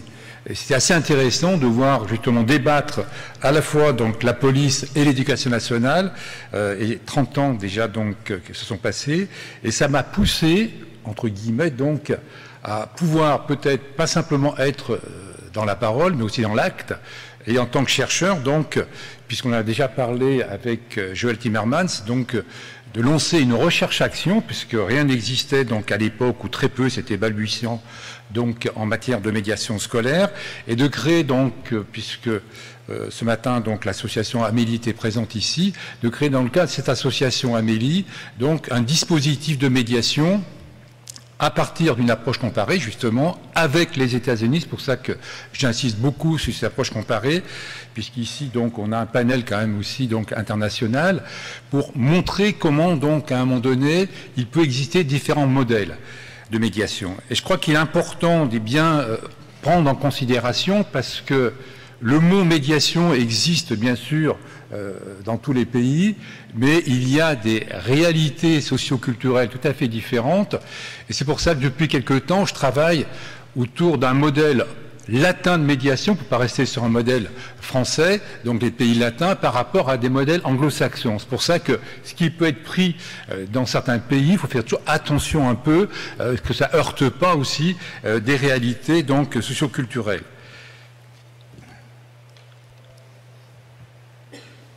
Simplement un petit rappel quand même historique, un contexte, parce que je crois que qu'on vient de parler, hein, j'utilise souvent ce terme de renouveau de la médiation, parce que la médiation a toujours existé, et c'est vrai qu'en milieu éducatif, quand on regarde, je vous parlais d'approche comparée, aux États-Unis, on a vu apparaître aussi ces phénomènes, donc c'est vrai qu'ils ont peut-être une plus grande rigueur, les anglo-saxons, au niveau de la terminologie, de parler d'ombudsman, et dans les universités, puisqu'on parlait tout à l'heure d'enseignement supérieur aussi, et on constate que c'était la guerre au Vietnam qui avait un peu précipité la création de ces ombudsman dans les, donc, en milieu donc, universitaire. Et pratiquement un peu moins de 20 ans après, on voit apparaître en Europe aussi la création de ces médiateurs, donc soit dans l'éducation, comme Madeleine Bicchetti, mais aussi en Belgique, hein, puisque donc Joël Timmermans l'a souligné aussi, ces médiateurs scolaires. Et l'idée, c'était bien sûr de gérer un peu ces conflits entre l'administration et les administrés. À l'époque, on parlait d'une maladministration, et on était dans quelque chose qui était vraiment donc de la médiation un peu, j'allais dire, pour répondre à des dysfonctionnements. Moi, je voudrais insister sur un deuxième point, le type de médiation qui a déjà été abordé donc par les intervenants, la médiation par les pairs. Hein, donc, alors les pairs, là aussi, on voit souvent donc la médiation élève. Quand je parle de médiation par les pairs, dans le projet que je vous parlais donc de recherche-action qui avait été mené donc à la fois donc sur Rouen, Lyon et donc d'autre côté donc des États-Unis donc à Seattle, l'idée c'était de comparer aussi, de voir comment les conflits entre adultes aussi, au sein de la communauté scolaire, étaient réglés. Donc l'idée, c'était de voir, est-ce qu'il était possible de mettre en place des médiations par les pairs, c'est-à-dire entre élèves, mais aussi entre adultes, donc enseignants et communauté éducative. Et si on regarde un peu les années, parce que je suis toujours un peu prudent, parce qu'on a toujours l'impression que la médiation, c'est une idée importée des États-Unis. Et on s'aperçoit qu'il y a toujours, c'est vrai, un petit décalage. Et si on regarde au début des années 80, on voit que les premiers projets donc aux États-Unis, on parle beaucoup à New York, mais aussi à San Francisco, avec le Community Board of San Francisco. Et en France, on voit donc avec ce petit décalage, je m'en souviens parce que je faisais déjà des recherches aux États-Unis. Au début, j'avais vu donc ces médiations scolaires, mais je pensais que c'était un côté un peu exotique, côté américain. Et très rapidement, donc, un certain nombre d'associations en France ont aussi essayé de développer cette médiation à l'école. En Grande-Bretagne, bien sûr, et aussi en Belgique. Et là, donc, il y avait une autre approche. C'était bien sûr le plus souvent, donc, hein, je vous parlais de cette association, Amélie. Quand cette association était sollicitée, c'était surtout les chefs d'établissement et plutôt des collèges, parce qu'il y avait cette violence scolaire qui commençait à pénétrer donc les enceintes scolaires, et l'idée c'était, est-ce que la médiation n'est pas un remède, entre guillemets, contre ces violences scolaires? Et le deuxième point sur lequel on était donc dans cette association, et puis d'autres qu'on partageait, c'était aussi, est-ce que l'école, c'est peut-être aussi un apprentissage à la citoyenneté? Et cette idée de développer la médiation à l'école ne m'est pas venue d'un seul coup, c'était qu'on était confronté dans les quartiers, puisqu'on parlait de médiation sociale, à des conflits qui avaient lieu à la fois entre locataires, par exemple, chez des bailleurs sociaux et une bande de jeunes. Et la grande difficulté, j'étais médiateur à l'époque, donc dans ces structures, donc à Amélie et à Vénissieux, c'était comment faire rencontrer ces locataires avec ces jeunes qui, le plus souvent, ne voulaient pas venir en médiation. Et il y avait un lieu où ils étaient, entre guillemets, captifs, c'était l'école. Je me suis dit, c'est un bon moyen aussi, peut-être, pour promouvoir la médiation. Les logiques un peu de médiation, donc, puisque je parle des médiations, donc à la fois pour essayer de modéliser, c'est jamais simple, la réalité est très complexe, et c'est pour ça que mon approche est un peu binaire, je ne le cache pas. Il y a des logiques, comme on dit, instrumentales, de pacification donc des relations scolaires, notamment pour lutter contre la violence, et puis des logiques éducatives, où là, c'est, comme je l'indiquais, une espèce d'apprentissage. Alors, il y a toute une zone grise, puis comme ça a été rapporté dans les différents donc, propos antérieurs, donc, où on voit bien que tout évolue, c'est-à-dire qu'au départ, on part de la maladministration, puis maintenant, on va vers donc une formation un peu plus sur humaniser celle-ci. Alors, sur la première, ces logiques un peu instrumentales de pacification des relations scolaires, on voit la création de cette fonction de médiateur quand même. On voit dans tout, c'est pas simplement dans le milieu scolaire, mais dans beaucoup de lieux, la création de ces médiateurs pour régler les conflits entre les membres. Et ce phénomène n'est pas propre à la France, on le voit donc dans beaucoup de pays. C'est vrai qu'on a pris le nom de médiateur donc en France. Hier, donc, Madame Claire Hédon nous faisait remarquer que l'institution des défenseurs de droits s'appelait au départ médiateur de la République. Et on s'aperçoit que c'était en 1973. Donc on est assez proche, vous voyez, par rapport au système nord-américain. Et là, l'idée, bien sûr, c'est d'essayer de répondre donc à ces problèmes ou à ces problèmes de fonctionnement de grandes institutions.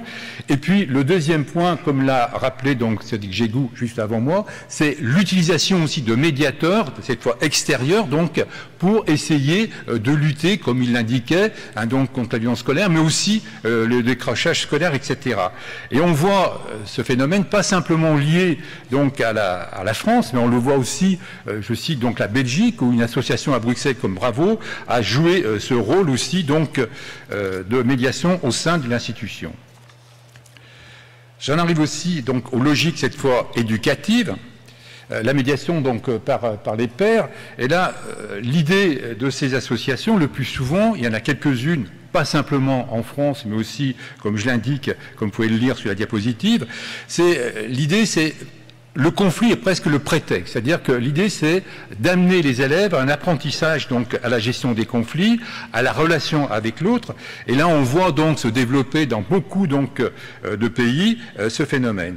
Et c'est cet aspect qui a été abordé aussi, ça me permet un peu de peut-être de relier un peu transformatif, c'est-à-dire qu'on parlait de médiation restaurative, de médiation transformative aussi, et on constate que, comme l'a indiqué tout à l'heure Cédric Jégou, c'est dans les évaluations qui ont été faites, les films le montrent bien aussi, les propos des élèves qui étaient rapportés dans les petites vidéos, on voit bien que l'idée, c'est d'amener à transformer. C'est-à-dire que souvent, ces élèves qui étaient dits à problème, donc les intégrer comme médiateurs pour qu'ils puissent travailler sur eux-mêmes. Et je crois que l'idée, et c'était pas évident au départ, je vous cache pas, on parlait tout à l'heure des résistances un peu donc à la médiation, faire passer dans un dispositif de dire qu'on va prendre, auprès des enseignants, je m'entends, prendre des élèves dits à problème, je ne vous cache pas que j'ai tout entendu. J'ai entendu, vous allez renforcer le caïda à l'intérieur de l'école, etc. Donc c'est pour ça que ce travail quand même qui doit être fait en milieu scolaire n'est pas facile. Il convient quand même de le poursuivre, et je regrette un peu, ce sera un peu ma conclusion, et qu'on reste en quelque chose, parce que les évaluations qui ont été menées aussi bien au Québec qu'en France, et on le voit donc avec la dernière qui a été faite par France Médiation, qu'il y a un effet quand même transformatif. Et je pense que à partir de là, il n'y a pas simplement, c'est pas seulement une approche inter-individuelle, on ne va pas transformer quelqu'un, c'est aussi, il y a pas mal de films qui le montrent aussi. Si ça vous intéresse, il y a un film qui s'appelle Aix-les-Bains, vous mettez Aix-les-Bains médiation scolaire, et vous verrez des enfants d'école primaire, à peu près comme ici, qui racontent aussi ce qu'elles ont pu acquérir comme compétences et comment on a pu transformer au sein de l'établissement le climat scolaire.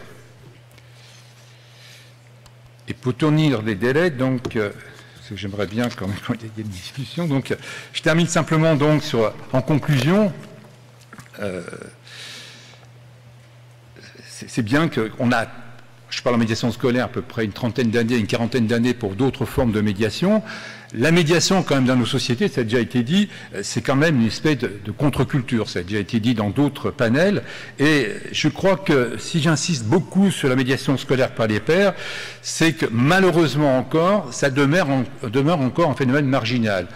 Les réactions, à travers vos questions, le montrent bien. Comment se fait-il qu'on ne puisse pas le développer ? Il conviendrait que ça devienne quelque chose de naturel, mais pour le moment, ce n'est pas le cas. Et je crois qu'on a un problème, peut-être en France en particulier, mais dans d'autres pays, je pense qu'on a aussi à peu près le même problème, mais surtout dans les pays latins, c'est qu'on a tendance à ce que j'appelle à empiler les dispositifs, je ne veux pas les reprendre puisque ça a déjà été dit, sans qu'il y ait vraiment d'évolution, d'évaluation, pardon. Et c'est pour ça que je plaide depuis des années sur la création, en tout cas en France, mais pourquoi pas en Europe aussi, d'un observatoire des médiations pour pouvoir justement mesurer ce qu'on appelle les effets de la médiation, à la fois, bien sûr, sur les individus, mais aussi sur la société. Et je crois que, il me semble que s'il y avait des priorités, et dans un congrès donc de médiateurs, je crois que c'est une priorité aussi pour les organisations de médiateurs, comme ça peut se faire déjà, mais il faudrait peut-être amplifier le phénomène, c'est que la médiation, c'est vraiment un processus éducatif. Et je crois que si on veut vraiment promouvoir une culture de la médiation, parce qu'on voit bien que sur un plan quantitatif, quel que soit donc le champ de la médiation, ça reste très marginal. Il conviendrait donc d'insérer justement la médiation dans l'ensemble des établissements scolaires et de l'école, de la maternelle, l'école primaire, mais jusqu'au lycée et bien sûr à l'université. Mais ça nécessite quand même, c'est là qu'on s'aperçoit dans les changements un peu systémiques, qu'il conviendrait de modifier quand même le système scolaire parce qu'on est dans un modèle collaboratif quand on parle de médiation scolaire, et quand on regarde le système scolaire, il fonctionne plutôt sur un modèle compétitif. Et il conviendrait donc, à un moment donné, qu'on réfléchisse à l'ensemble et qu'on revoie justement donc ce fonctionnement de l'établissement scolaire pour que la médiation y trouve sa place pleinement, mais ça nécessite aussi que cette promotion de la médiation passe par l'école. Voilà. Merci. Merci Jean-Pierre pour votre exposé qui permet de mesurer les enjeux d'ordre systémique entre le développement de la médiation à l'école et les politiques publiques de gestion des tensions sociales. Il nous reste quelques minutes, donc on peut prendre au moins une question. Oui. Et là-bas aussi, pour que tout le monde puisse... On va prendre 2 questions. Si on peut... Alors, plus vous serez bref, plus on pourra prendre 2 questions. Alors, voilà, ici.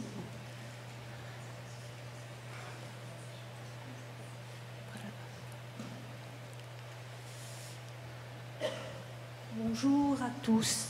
Alors moi, je vais vous parler, je suis un petit peu gênée de vous parler de mon livre et de mon projet éducatif pour les enfants, mais je crois que le sujet, on est en plein dedans.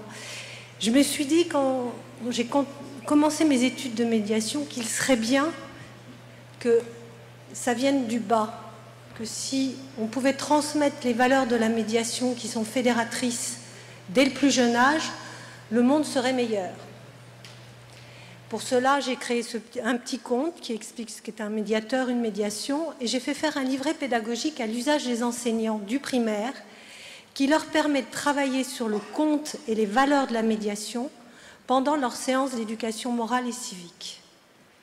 Aujourd'hui, ça va faire 3 ans. Je ne vais pas vous parler des freins parce qu'il faut garder de l'espoir et que bon, l'espoir fait vivre et que je préfère garder une note positive, mais les freins sont là. Ils sont là, il y a une volonté de changement, mais quand je vais dans les écoles, il n'y a pas de moyens. Les enseignants achètent eux-mêmes les ouvrages. Voilà, les enseignants achètent eux-mêmes les ouvrages, ils n'ont pas les moyens d'en acheter pour toute la classe, les directeurs n'ont pas les moyens. Que fait-on? Voilà. C'est les compétences psychosociales. Si on les sème dès le plus jeune âge, on peut passer à la médiation par les pairs en 6e, en 5e. Le socle est là. Les valeurs sont là, elles auront été arrosées, elles auront été nourries. Et j'en arrive à la conclusion que Pourquoi ça ne fonctionne pas? Pourquoi il y a cette volonté? Et pourquoi il y a tous ces freins? Et ce sont les adultes qui mènent les freins pour les enfants. C'est bien triste. Voilà.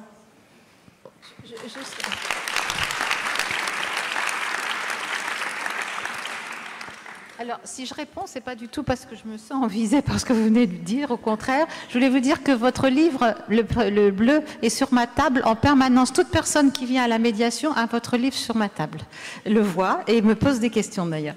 Donc, je suis tout à fait d'accord avec vous que produire, comme vous le dites, que, depuis la base, des ressources pédagogiques pour aider les enseignants à eux-mêmes former à la médiation leurs élèves et à introduire la culture de la médiation dans les classes dès le plus jeune âge. D'ailleurs, je l'ai dit, je crois, tout à l'heure dans mon exposé. C'est un objectif que nous partageons. Je voulais dire aussi qu'ensuite, les freins. Le travail du médiateur, en tout cas de l'Éducation nationale, est en permanence d'essayer de faire tomber les freins.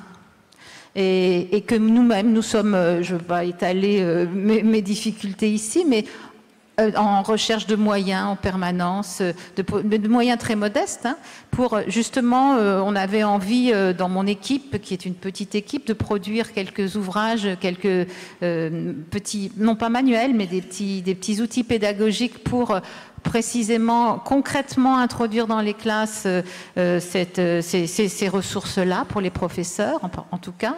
Mais là, vous touchez du doigt un problème qui est beaucoup plus global à l'éducation nationale, c'est que les moyens matériels de l'école, ce sont les collectivités.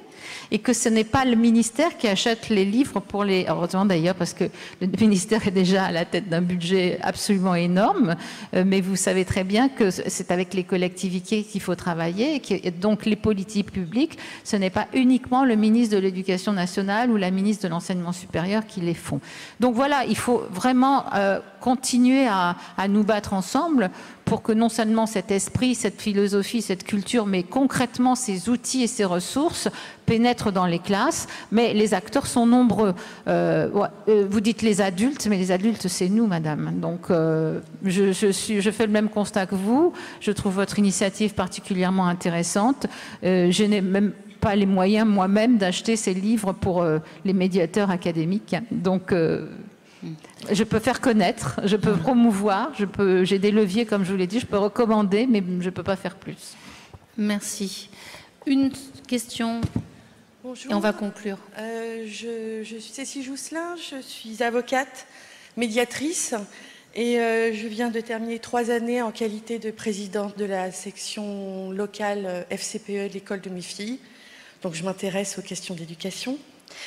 Une première question à Madame Catherine Beketi-Bizot. Tout à l'heure, à la suite de l'intervention de Madame Férouz Abou Khalil, vous avez indiqué que le premier médiateur, c'était l'enseignant. La personne, Madame Abou Khalil, a indiqué qu'il y avait un avant et un après, mais après 360 heures de formation. Alors, je voulais savoir quid de la formation des enseignants, qui est quand même le grand parent pauvre de l'éducation nationale. Et je crois qu'on est très, très loin de les former en médiation. Et peut-être que ce serait bien que ce soit eux qui soient formés en premier pour qu'ensuite nos enfants soient formés. Et j'ai une deuxième question qui s'adresse à tout le monde, mais peut-être à Monsieur Dave Walker, qui nous a expliqué un processus très inspirant. Mais moi, je me pose une question sur la médiation par les pairs et en particulier la médiation effectuée par les enfants. N'y a-t-il pas un risque, et je suppose que vous l'avez prévu dans votre processus, n'y a-t-il pas un risque de stigmatisation des enfants médiateurs? Et je pense que c'est pour ça que Madame Catherine Beketi-Bizot disait que ça ne pouvait pas être qu'à la charge des enfants, parce qu'il y a un risque de stigmatisation des enfants lorsqu'ils prennent possession de ce genre de mission par rapport aux autres élèves. Voilà. Merci. Catherine et Dave. No, they're not stigmatized. They're like heroes. Like I said, in that primary school, when we said goodbye to the 20 that we trained that year and asked the same year group, the new year group, were looking for mediators. Who wants to be a mediator? The whole year group put their hands up because they'd use the service and they actually think it's cool and they think mediators are cool.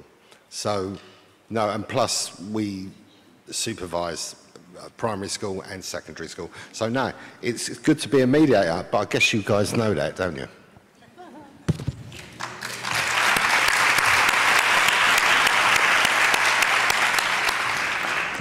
Bon, on va conclure parce que nous avons commencé avec 10 minutes de retard, donc nous sommes malgré tout dans les temps. J'aimerais vous remercier tous les 5 et remercier également Férouz qui nous regardera au plus vite puisque c'est enregistré. Grâce à vos témoignages, nous avons pu croiser 6 perspectives sur la médiation en milieu scolaire. Une perspective institutionnelle grâce à Catherine, et bien sûr ce n'est pas limitatif. Personnel avec Férouz, interpersonnel avec Dave, groupal avec Joël, social avec Cédric et on va dire citoyenne avec Jean-Pierre. Et grâce à cette croisée des regards et des formes de médiation à l'école, je crois que nous sommes désormais convaincus d'une chose. Le monde de la médiation a rencontré le monde de l'éducation. En France comme à l'étranger, nous assistons à ce qu'on pourrait appeler une révolution douce qui traverse le monde de l'éducation. Petit à petit, la relation prend doucement, mais j'espère sûrement, le pas sur les matières enseignées, la qualité de la communication sur l'excellence des résultats, l'accueil des émotions sur leur rejet et la pratique de l'écoute active et empathique sur l'exercice de l'autorité. Pour autant, à l'aube d'une troisième guerre mondiale annoncée par certains, est-ce suffisant pour promouvoir une véritable culture de paix et faire de nos enfants les futurs artisans de paix dont nous avons besoin? Marshall Rosenberg, le médiateur international et créateur de la communication non violente, nous avait avertis. Je le cite. « Si nous voulons la paix, il nous faudra éduquer d'une manière radicalement différente les prochaines générations. » Alors je m'adresse à vous, je m'adresse à nous. Nous, médiatrices et médiateurs, sommes-nous capables de radicalité? Sommes-nous capables d'aller à la racine des crises, des conflits et de la violence qui touchent l'école? En d'autres termes, sommes-nous capables d'affronter le chaos qui traverse l'école tout en nous interrogeant sur le système socio-politique et économique qui les génère? Pouvons-nous prétendre dépasser les crises, les conflits et la violence sans être conscients des logiques de pouvoir et de domination qui les nourrissent? Transformer en profondeur l'école. Quel beau projet. Maintenant, cela implique sans doute d'opérer des changements non pas seulement de niveau 1, c'est-à-dire à l'intérieur du système éducatif. Cela implique sans doute, pour transformer l'école en profondeur, d'opérer un changement de niveau 2, c'est-à-dire sur le système lui-même. Et pour conclure, paradoxalement, c'est peut-être en agissant non plus seulement en aval, c'est-à-dire au niveau de l'école, mais en amont, c'est-à-dire au niveau du politique, que nous réaliserons pleinement la révolution copernicienne que le président de la République appelle de ses vœux. Je vous remercie.